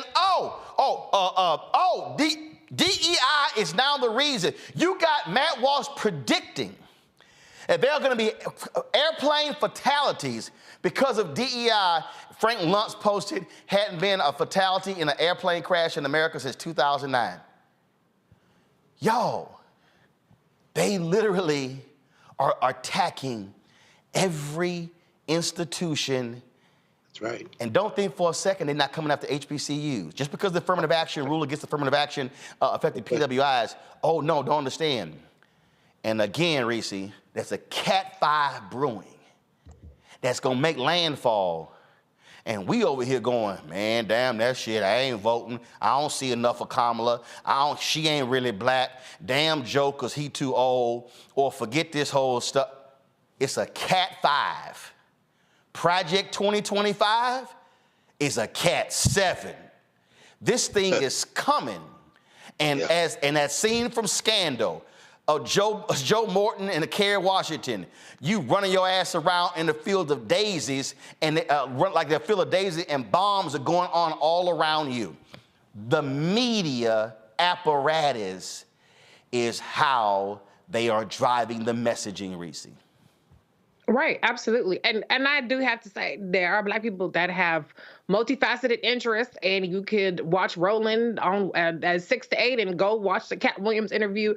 They're not mutually exclusive. However, I want to address Dr. Carr's point about the disconnect, and I want to say that the disconnect is very much manufactured. We don't have a democratic media or even social media apparatus. Everything is algorithm to the point to where these algorithms and formulas, which by the way have bias already built in them, have figured out, or they've convinced themselves, which then drives what you see, what people want to see. And that is just a self-fulfilling prophecy, because what gets the clicks, what gets the attention is what people continue to see, not necessarily what all your interests are. If you go look at my Instagram Explorer page, you would think that 99% of my interests are hair videos and makeup videos. And I'm not good at makeup, and my hair is just very basic. And so these social media and the way that we get our news is very much manufactured, manipulated, and it's getting increasingly siloed. And that's why you don't see the information breaking through. That's why we need to invest in the information that people receive. That's why we have to interact with the information that we want to see if we want to keep seeing it. So that's really where the disconnect is, because it's something that is driven to us because we are signaling to it that that's what we want to see. And unfortunately, we bless too much mess. And I will be the first one to say, if I'm on video saying motherfucking boom, boom, boom, boom, that video is going to go more viral than if I'm sitting here buttoned up. Now, is that why I do it? No. I mean, I turn on the camera, what happens, happens. But I recognize that the reason why this is getting reposted on the blogs, and this is the reason why this has 1 million views, is because I'm giving the people what the algorithms say that the people want to see in the way that they want to see it. And so the only way to combat that, there's no organic way of combating things that are manipulated. There has to be an investment. And until we figure that out, that we either need to make the investment or we need to fight back with our eyeballs, and we need to fight back with interacting with the things that we want to see. There will continue to be this disconnect and this imbalance. And let me be real clear. I need people to understand. I know Shannon. I ain't dissing Shannon. I ain't dissing Kat. No. But what I'm trying to get our people to understand is I know how the advertising mind works. I've been looking for this interview, and I'm going to find it. When OWN launched, and they were, the first 2 weeks, the numbers were through the roof. You know why? Because black women kept coming. But they were like, well, where's stuff for us? After the first 2 weeks, OWN's numbers cratered. Because they were seeing the Judds, they were seeing Jenny McCarthy. They were like, where? They were like, where are the black people? I'm just trying to tell y'all, and I'm telling you, Eric Logan, who was the president of OWN, told me, so what I'm telling y'all is true. And I need y'all people, all y'all people watching, listening. I tell you, all I do is media since I was 14 years old. This is what my dedication, this is my ministry. Yes, sir. I watched it. They spent $381 million their first year. They were losing money like crazy. Oprah talked about being depressed. There was one show that did 466,000 views. About 70% of those people were black. It's called Sweetie Pie. Wow. Everybody keeps saying, oh man, wow. Tyler saved OWN. That was wow. That was OWN 2.0. No, that was OWN 3.0. OWN 2.0, it was Sweetie Pie. Sweetie Pie. They were shocked with the black numbers. So you know what happened? Well, let's try one more show. Beverly Johnson. That's when Oprah patched up her relationship with Iyanla, brought Iyanla back. LaToya Jackson had a show. Flex and Sharnice had a show. Dion had a show. That was a show that I actually liked. It was the 3 white women. They were sisters. They were these older white women. They were hilarious. That was the last show on OWN that featured white leads. Ever since that show, and it started with Sweetie Pie, everything on OWN's been black. Everything on OWN has been black. I'm about to mess y'all up. Oprah, it was 50-50. Oprah sold her stake back to Discovery. What do you see on OWN now? Lot of reality shows. What happened to all that premium prestige content that was on OWN? I'm trying to get y'all to understand TV. When they launched, Sheila Johnson did an interview. And Sheila Johnson said they need more black content for them to survive. This is what Sheila Johnson said. She said, but people need to understand it becomes a self-fulfilling prophecy. because the advertisers say, no, don't show that stuff. Put on some games, put on some comedies, and put on some stuff, some award shows, and all the stuff they sprinkle in, and we'll fund that. Wow. We ain't gonna fund that. So what then happens is you put that on, algorithm, Reese was talking about, folk, oh yeah. Oh, guess what? They want more of that? Boom! Cable news is called a tent pole. A tent pole means successful show, and you build other shows around the tent pole. Mm-hmm. Housewives became a tent pole. You got Housewives Atlanta, New Jersey, New York, Beverly Hills. You got about 30 housewives. Potomac, what the hell? On tent pole, Ready to Love. Tent pole, what is it? Love in Huntsville? What the hell is that thing called? Love and Marriage Huntsville. I do watch that. No. But remember, before Huntsville, it was Charlotte. See, it was tent pole. It was tent. See, how many of those shows have you now had? Tent poles. They're all the same. Guess who's targeting? And guess what? Black women, y'all the target. We, Lifetime. They all understand. The advertisers are like, put that on. That's what they're willing to fund. Mm-hmm. Do you understand? I'm gonna put this out here because I ain't got a problem doing it because they ain't sent us no money at all. And they just got rid of Kurt McDonald, who was a CEO of Group M. He was black, but they never gave us any money. Do y'all realize? Do y'all really want to understand why I launched all the Black Star Network shows in February of 2020? Was it 21 or 22? Why it was 2022? It's because we had a meeting with Group M, and Group M said, well, let's see your slate. Group M controls about $60 billion in advertising money. Okay, 320, 340, 50 billion every year is being spent. So we showed them the slate of shows. Well, they didn't want to see the projected shows. They wanted to actually see the content. So I said, go ahead now. Against my better judgment, let's go ahead and launch the shows. So we did. Launch Faraji's show, Deborah Owens' show, Jackie's show, Greg Carr's show, brought in Stephanie Humphrey's show. Yeah. We were having those conversations with Group M in October, November 2021. Nelson Panero, I think that's who we were talking with. And we had a great call. Ty Brown and I had a great, he's a huge fan. That was late 2021. This is January 2024. Group M has not invested a single dollar in any show on this network, and they were the ones who said, you need to launch them before we put any money in. So we launched them. We launched them. It's understanding the media app and the media game. So I sit here and go, okay, Group. Then it's like, well, hold up. Well, what are y'all doing? Hold up, what do you mean?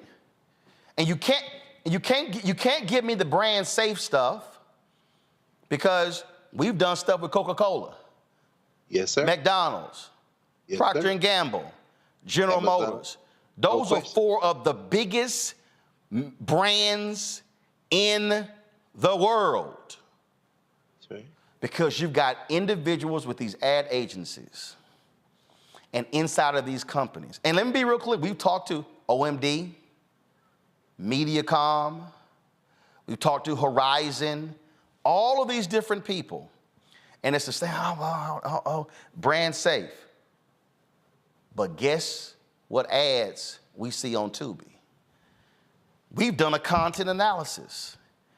They've had some raunchy stuff air on Tubi. Oh, sure. Oh, sure. And guess what? Sure. You see many of those ads running in between those shows. So I need the audience to now understand when we are talking about this ad agency that represents these brands refuse to spend money with us, our response has to be, like Dr. King said on April 3rd, 1968, we're not going to spend money with them.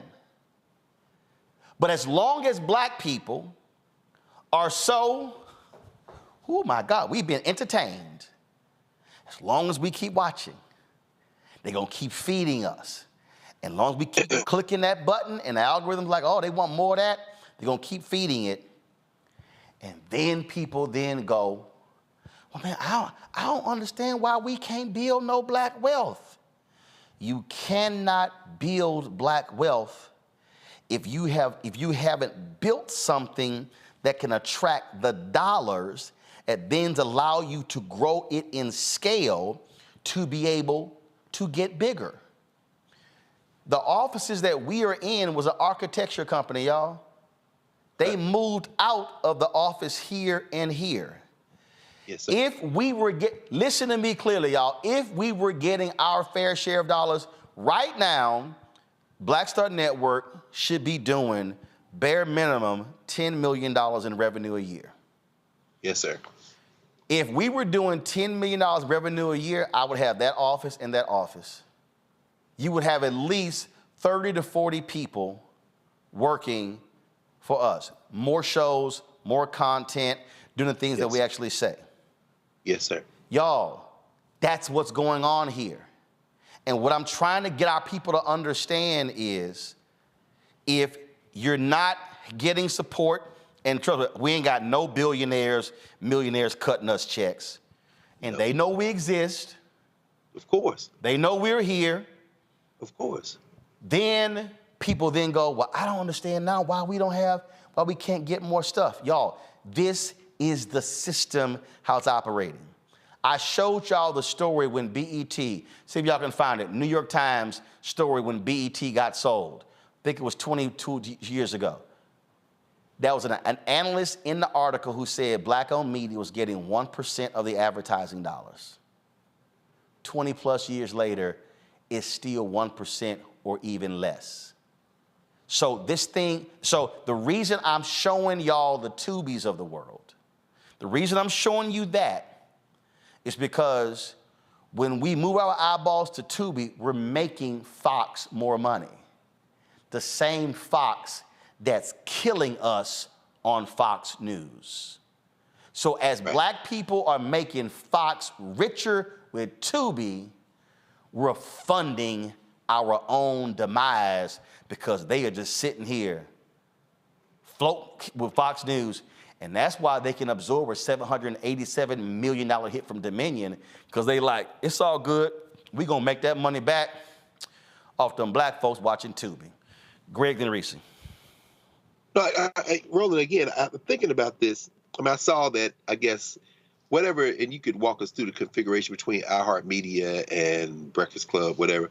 I saw Tiffany Cross, Angela Ryan, Andrew Gillum just launched a podcast or something, and they showed it on Tamron Hall. Now they launched their podcast, and I think about the quality again. The question of quality here, real news, hard news, and really putting people into the platform space who need to be heard. Everyone, all the stuff going on around the country, and I think about this in terms of quality. And again, this isn't any shade at Leonard McKelvey, but he's not a journalist. You sit him in the seat at Comedy Central, and then Roy Wood Jr. is there, who's a comedian, but who's clearly a cut above beyond any of them. I'm saying all this as a backdrop to this question I have for you, I guess, which is, is some of this, and I appreciate the fact you and Reese walking us through this algorithm and how it works as well, but are some of these decisions on whether or not to invest advertising dollars based on something other than revenue projections and no, it's very, let me be very clear. It's a lot of it's whiteness. So let me explain. So okay. And I get it. Charlamagne has a podcasting network partnership. He owns it 50% with iHeart 50%, and that's called utilizing their scale. That's no different than what Jay-Z, when Jay-Z talked about when he launched his champagne brand. He said, I could have launched it myself, but I partnered with one of the largest, they have the expertise champagne companies. Now, what you're doing is you're leveraging scale. You're leveraging, so by launching the podcast network, Charlamagne's whole deal is, I'm gonna leverage iHeart Radio scale. They own all these radio stations. They own these other podcasts. They have all of these salespeople. They already have the relationships with advertisers. And so therefore, it's a scale issue. So I get it, totally understand it. That's business. That makes sense. The reason I'm talking about scale on the black side, the reason I went to black-owned media companies when we launched this, because I said, okay, y'all already have scale. Y'all already have infrastructure. Y'all already have sales teams. So versus me having to come in here, build it from scratch, trying to sit here and claw our way, why don't we partner? What I was trying to do with Urban One, Black Enterprise, Blavity, Essence, and all of them, and is the exact same, I'll throw in Byron Allen, was the exact same thing that Charlamagne did at iHeart. I simply said, why don't we partner, make this a black thing, and then you already have these assets. I will come in, do the digital programming, and what I'm doing, you're not even doing anywhere. And now let's utilize your scale. And so when your people go out to the same agencies, they can say, we have these assets. Now we're adding Roland Martin's digital show, adding the Black Star Network. So now there's a revenue share. And so now it becomes, oh, now we can actually grow and now get some dollars we ordinarily would not be able to get. Now, why is iHeart also doing this? Because we busted our butt to create this black-owned media collective to force these companies to target black-owned media. So what do? If you create a partnership with an African-American black-owned company, you now can go after those black-owned dollars. Which is the same. So when we were going after the Biden administration to spend more money with black-owned media with federal government dollars, when that letter came from HHS talking about the percentage of the money of COVID money spent with black-owned media, they listed the black-owned media people and the black agency under black-owned media was OWN. I replied to them, OWN is no longer black-owned. It's no longer 50-50. Discovery owns 95% of it. So what we have to be mindful of when you have white media companies who want to create partnerships to go after black-owned media dollars, but we in black-owned media who are 100% black-owned, we get frozen out. So therefore, so essentially, they are able to grow. So what happens is, and I'll say it, when the Biden campaign spent $6 million of the $281 million in 2020, they announced this as the historic spend, the most ever. Well, that wasn't saying much because what much spent beforehand. When you read the press release, most of the digital money was going to iHeart and Complex. Complex had the largest black digital reach. Who owned Complex? BuzzFeed. So that's why when people use the phrase black media, I go, no, there's black media, there's black targeted media, and black owned media. Yes. So we get caught up in the black targeted media. So black targeted gets 95% of the money. Black owned media gets screwed up. What I do, so when I'm arguing for black owned media, I'm not saying screw Charlamagne's podcast. No, he owns 50% of it. Fund them and us. Fund them and us and Essence and Blavity. And see, that's how I operate. It's almost $400 billion. Because here's the deal. Here's why I'm saying fund all of us. Disney can't eat all of it. So guess what they do? Disney, here's y'all cut. Comcast, here's y'all cut. Hearst, here's y'all cut. Scripps, Discovery, Warner, they all share in it. The upfronts are coming up right now in May. They're going to free, that's where 80% of the money is spent. Guess who doesn't even get to go to the upfronts? Us. Our money comes in a scatter market. I'm just going to get, for everybody listening, let me explain to y'all how the game works. 80% of the money gets spent in the upfronts. About 19% of the money gets spent in September in the second window. Then they have what's called the scatter market. The scatter market is the last quarter of the year. So in the last October, November, December, they can go, shit, how much we got left over? Damn, we got about 120,000. All right, let's give it to them black people over here. Our money comes in the scatter market. Our money don't come in the upfronts. That's the system. And so the reason we can't grow is because if I can't get more ad money, I can't do marketing. I guarantee you right now, we can blow up our numbers if I can run ads and run promos and do street teams and marketing, but I can't because my money is so tight. No, I got to watch every dollar. They don't. In this political year, every major media company right now is going, we're going to see a 40% increase in revenue. Every Sinclair, Liberty, all of them. And you know why they saying that? That's what's going to pay for them next year. And that's going to tide them over in 2025 because then they waiting for the midterms in 2026. And then they're going to make more money in the midterms. It's going to tide them over in 2027, and they waiting on the presidential in 2028. Those of us in black-owned media are completely frozen out in the presidential year.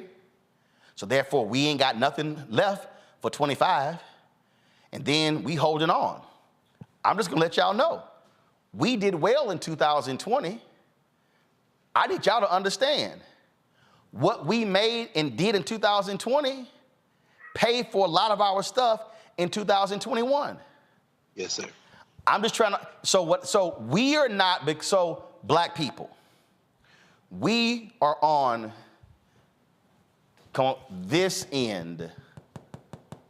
This is where we are, right? Turn the camera. This is where we are. We're here. This is black people right here. This black people. We got the remote. We are not in the offices. This is us right here. We are the eyeballs. We're not the ones who are deciding what you actually see. So why is Taraji Henson complaining about her salary? Because we ain't the ones who are funding the movies. Yes, sir. What did Tyler Perry say? Tyler Perry said he paid Cicely Tyson $1 million for 1 day of work because when she did Sounder, she got $8,000. Was it $8,000 or $3,000? She got like $8,000. Yes, sir. Cicely Tyson, in her last 10 to 15 years of life, Tyler Perry paid her what she had never gotten in her career. Tyler Perry said he's paid other female actresses a lot more money for 1 day or 2 days work because what they never got paid. Taraji said that her scale was set when Tyler paid her what she was actually worth. Ain't that interesting that it was somebody black who was the decision maker who paid Taraji her worth? Y'all, we gotta understand the economics of this. And everything y'all have heard us discuss in the last hour and 15 minutes, that literally is Dr. King's sermon on April 3rd, 1968. Yeah. He literally was talking about the money. Yeah. And he literally named the companies that black people should not spend with. He literally said to black people, invest and put your money in black banks and black insurance companies. He literally said in his sermon that black people are individually poor, but collectively we represent one of the largest economies in the world. What I'm trying to say to black people and to conscious non-black people who are watching, Reese said we are driving the algorithm. So if we can drive 43 million views of Kat and Shannon talking, and I'm not hating. Come on. Can we drive 20 million on this? alphas and AKs and deltas and kappas and iotas and sigmas and zetas. Hope I mentioned everybody. What happens? Divine Nine rented out movie theaters. Listen to me, y'all. The Divine Nine rented out movie theaters to help The Color Purple earn almost $25 million on Christmas Day. Mm-hmm. That money is going to Warner Brothers, which is Discovery. Yes, sir. Can the Divine Nine decide as a collective that they are going to pick 4 books to put on the New York Times bestseller list every single month? Same scale, same institutions.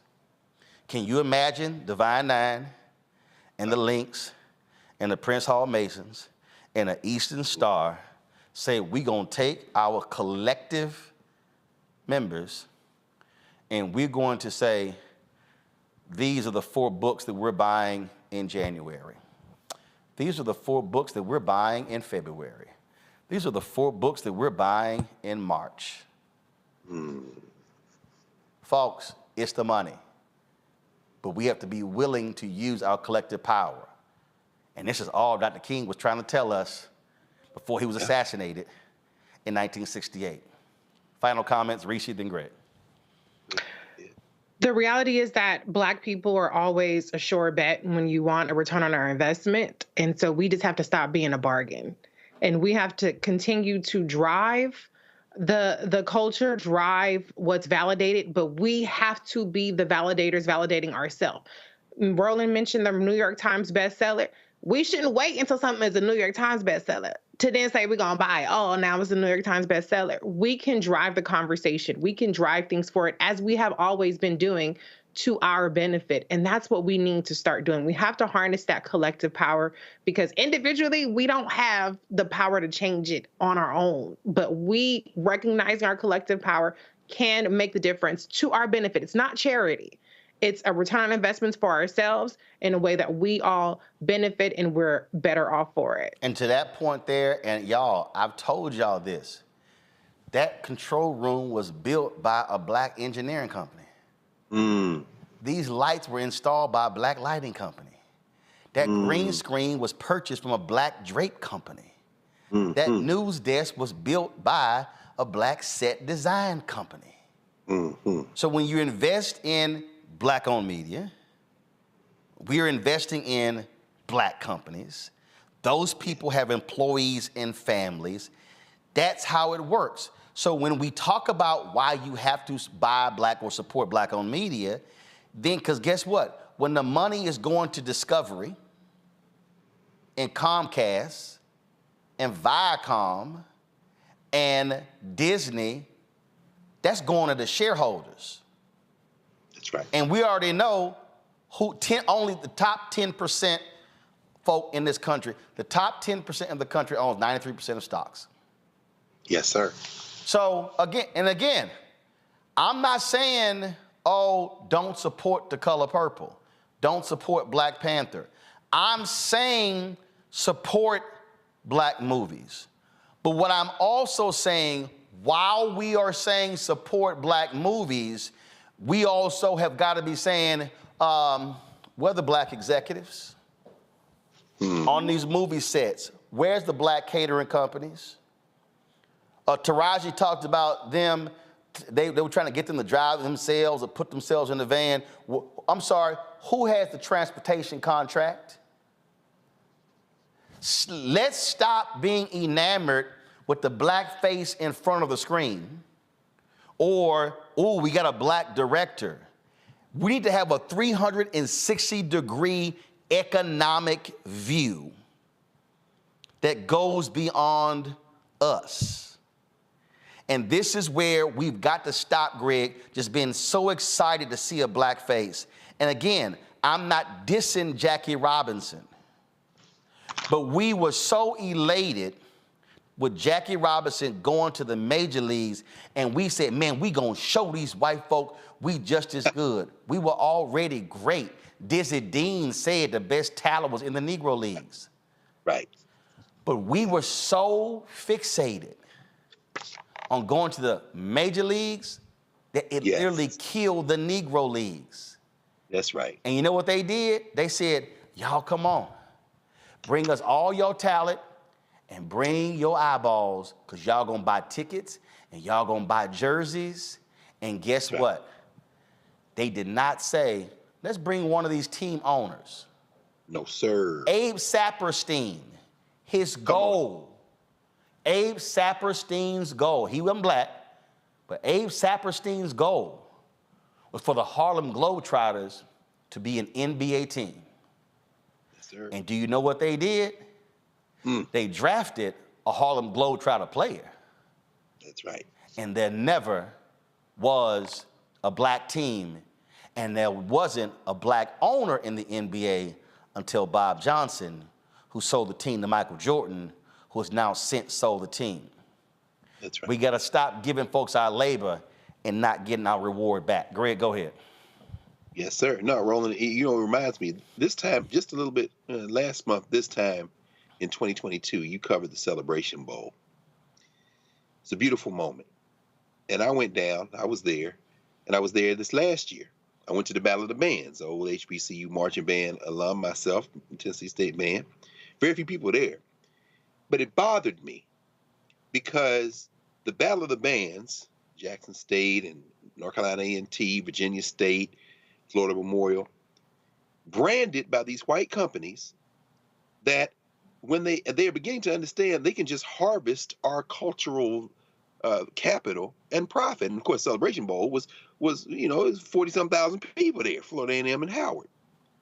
Willie Simmons, the champion, Florida A&M champion coach, now the running backs coach at Duke, because his dream is to be the coach of a Power 5 conference football team. White validation. I got nothing against Willie Simmons, and then Florida A&M alumni trying to raise money to keep him, raised $100,000 very quickly. That ain't no money in the era of Nick Saban and all the rest of these plantation sports complexes. You're not going to beat them with the dollar, but this is where I'm going with this. We are watching now, everybody watching.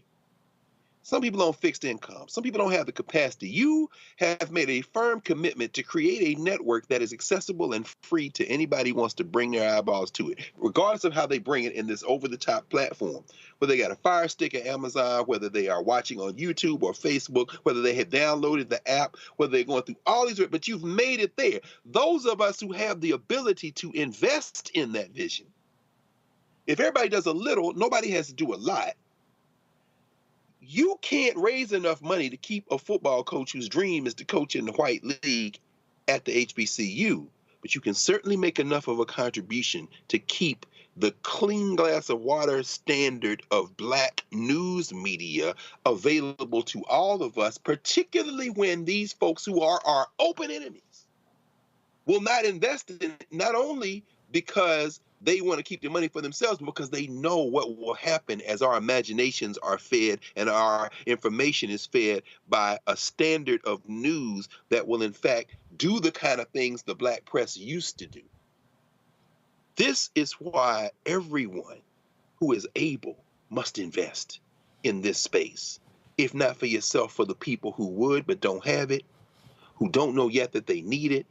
And we've got to, especially as we're going into 2024, when this may be for all the marbles, we better be very serious about that now. So that's all I wanted to say, brother. And thank you for continuing to keep that faith. I'm going to close this out this way, because I just think sometimes y'all need to have a visual understanding of how you invest and how there's a return on that.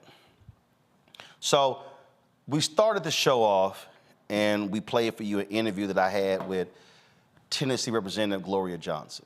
This is the interview right here. And I just want y'all, everybody watching, just understand. So that was next to the green room in the student center where I spoke. It was just me. I don't travel with people. But I want you to understand, I just need y'all to understand how that happens. So we're sitting in there. So this is a DJI Action selfie stick. Okay, that's what this is. So we're sitting there, and I'm like, I didn't know she was gonna be there. I said, hey, let's sit down and do a quick interview. So fine. I said, I need about 5 minutes. We did a 9-minute interview.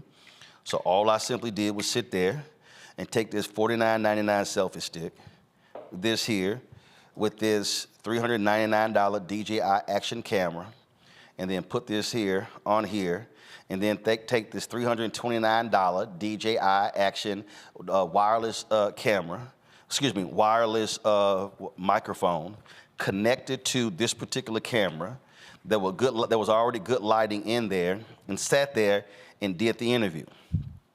And so some of y'all sitting here going, damn, hold up, you mean tell me? Yep, that's right. I sat there, set it up myself, put this whole thing together, and then did that. Another interview I did was with Reverend Middlebrook, who is one of the co-founders of the event. He was there in Memphis with Dr. King on April 4th, 1968. I'm gonna share that interview with you, with y'all later. Plug that up, put these 2 microphones on me and Gloria. That's how we did the interview. This whole setup right here, y'all, you helped pay for, is $800. It would have cost me $800 to hire a camera person to come out and do all that work, but I pulled this out of my backpack. Why am I saying all of this here? We don't have CNN money. We can't afford to say, oh, we're gonna have a camera op and a producer travel with you and go around doing interviews. This is how we make this happen. This is how we make it happen. We get it done. This is a DJI Action 4 camera. I asked them, are y'all live streaming my speech? They said yes. Keenan is sitting here, the stream wasn't up. Keenan said, man, I don't see the feed. Not a problem. Sat this bad boy here on the podium, recorded my speech. When I get home, I'm gonna upload it to Keenan. We're gonna live stream the speech later. Yes. This camera's $399. I'm saying all of this because we are gonna do what black people do. We gonna make it work. Yes, sir. We gonna make it work. Yes, we gonna sir. get the content, we're gonna make it work. Yes, sir. But I need our people to understand we will never be able to achieve scale and have 20, 30, 50, 100 people, have crews in multiple states, have us going into the election season. We should have folks who are our go-to people in North Carolina, in Florida, in Wisconsin, in Philadelphia, in Michigan. We don't have that. Yes. Nobody else has it. I played you the Hakeem Jeffries comment. When the Congressional Black Caucus comes out of their weekly meetings on Wednesday, there's not a single black press person out there waiting on them. Because we can't afford to pay a congressional correspondent $100,000 just to cover Congress. I told the CBC, if we were able to get just $2 million of the $1 billion the federal government spends every year on advertising, I will hire 3 correspondents and 3 videographers in 90 days. I told them that. But I need the Congressional Black Caucus be putting pressure on these agencies to say, who y'all spending money with? Department of Defense spending $600 million a year. Who you spending money with? I met with OMD, who controls the U.S. Army budget. They ain't got back with me. Do you understand what I'm saying here? This is what I'm trying to get our people to understand. Yes. It is not that we cannot do it. It is not that it's not going to be quality. Because y'all see this show. I was in Jamaica and I pulled up the show. I was like, and I never get to be on that. I said, damn, the show looked good. And there were some things I didn't like what I saw. Change this. Okay, I want y'all to tweak this here. But the bottom line is, I'll put this up against the other networks. Oh, no question. But we are never going to be able to cover more of what we need to cover as long as we are scrambling for dollars every single month. Yes. And so this year, let me be clear, I'm putting pressure on the political people. I'm gonna tell y'all right now, I've made it perfectly clear to a lot of these groups out here, environmental group, pro-choice groups, progressive groups, campaigns, the number is 10 million. $10 million in advertising on this platform between now and November. That's my number. Because you know who else has a number? Sinclair. Come on. NBC, ABC, CBS, Fox, they all have numbers. I've made it clear, my number is 10 million for advertising. The 10 million for advertising is going to allow me to go on the road and do 4 to 6 town hall broadcasts every single month.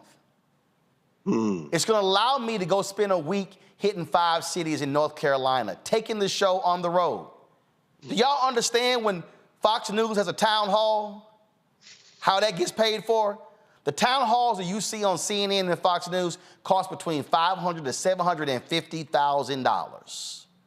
One town hall. But you can spend $750,000 on a town hall when you getting $1.2 billion. Yes, sir.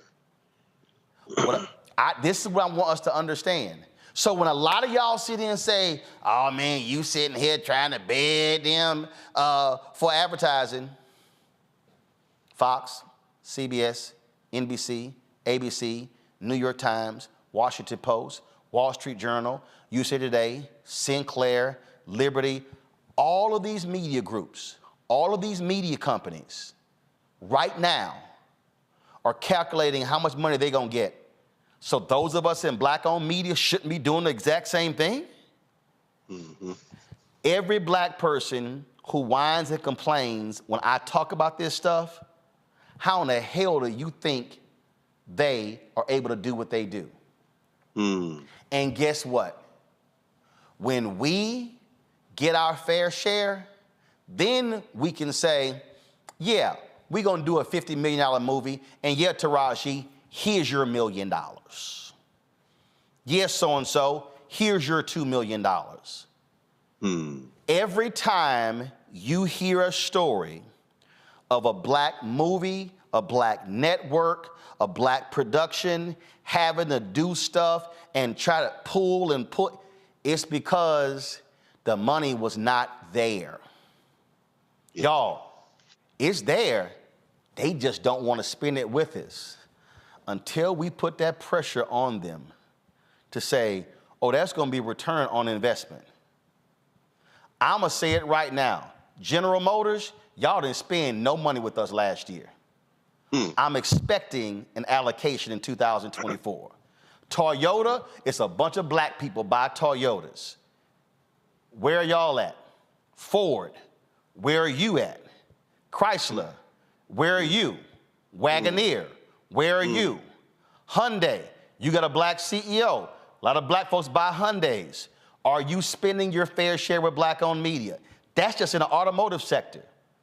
Pharmaceuticals. Oh, we know y'all love depending on black people. Pfizer, Johnson & Johnson, all these pharmaceuticals, where is the money?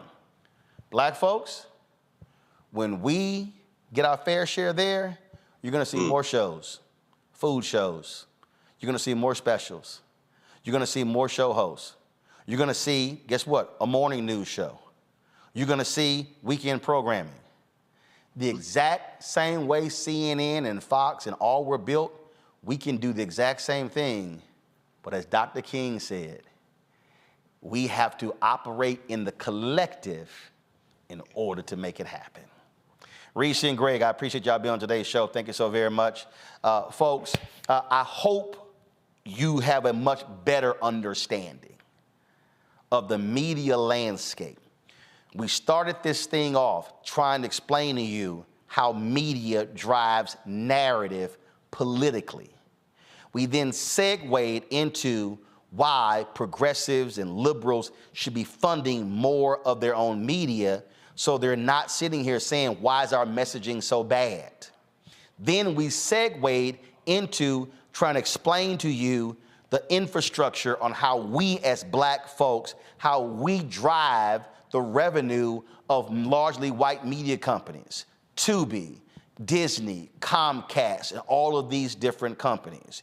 And then we segued into black-owned media. This is not hard, y'all. We have the knowledge and the expertise and the know-how. We, as we gear up for Dr. King's birthday, should be doing the exact same thing he told us to do on April 3rd, 1968, and that is to use our power and make it clear, if you are not doing right by us, we are not going to do right by you. If you want to join our Bring the Funk fan club, our goal every year is this, folks. Our goal every year is to get 20,000 people of our fans to contribute on average $50. Now, if 15,000 people contribute $100, well, we achieve our goal. But the point is this: if our fan base is able to contribute $1 million, that really helps us out tremendously as we're fighting the battles to get the additional advertising dollars. And so you can see your check and money order to P.O. Box 57196, Washington, D.C., 20037-0196. Cash App, $RM Unfiltered. PayPal, Martin Unfiltered. Venmo is RM Unfiltered. Zelle, Roland at RolandSMartin.com, Roland at RolandMartinUnfiltered.com. Folks, we do not have 100,000 downloads of our Black Star Network app. Let's hit that number. Download the Black Star Network app right now. We're on all platforms: Apple, Android, Apple TV, Android TV, Roku, Amazon Fire TV, Xbox One, Samsung Smart TV. Download on all of those platforms. You can watch our channel also on Plex TV. We're on Amazon News. Just go to Amazon Fire, check us out there. Amazon Freevee, and on Amazon Prime Video. Folks, that's it. I will see you guys tomorrow right here on Roland Martin Unfiltered, University of Tennessee, Knoxville. Thank you so very much. To the MLK Commission, thank you so very much. I'm going to be in Islip, New Jersey on Saturday for the MLK event. I'll be in Charlotte on Sunday. I will have a graphic for you, and then I'll be in Indianapolis at the Madam C.J. Walker Legacy Center on Monday. So I'm on the road Saturday, Sunday, Monday, back in studio on Tuesday. All right, folks, see you tomorrow. Halt! Black Star Network is here. Oh, no punch! I'm real revolutionary right now. Thank you for being the voice of Black America. All momentum we have now, we have to keep this going. The video looks phenomenal. See, there's a difference between Black Star Network and black-owned media and something like CNN. You can't be black-owned media and be scared. It's time to be smart. Bring your eyeballs home. You dig?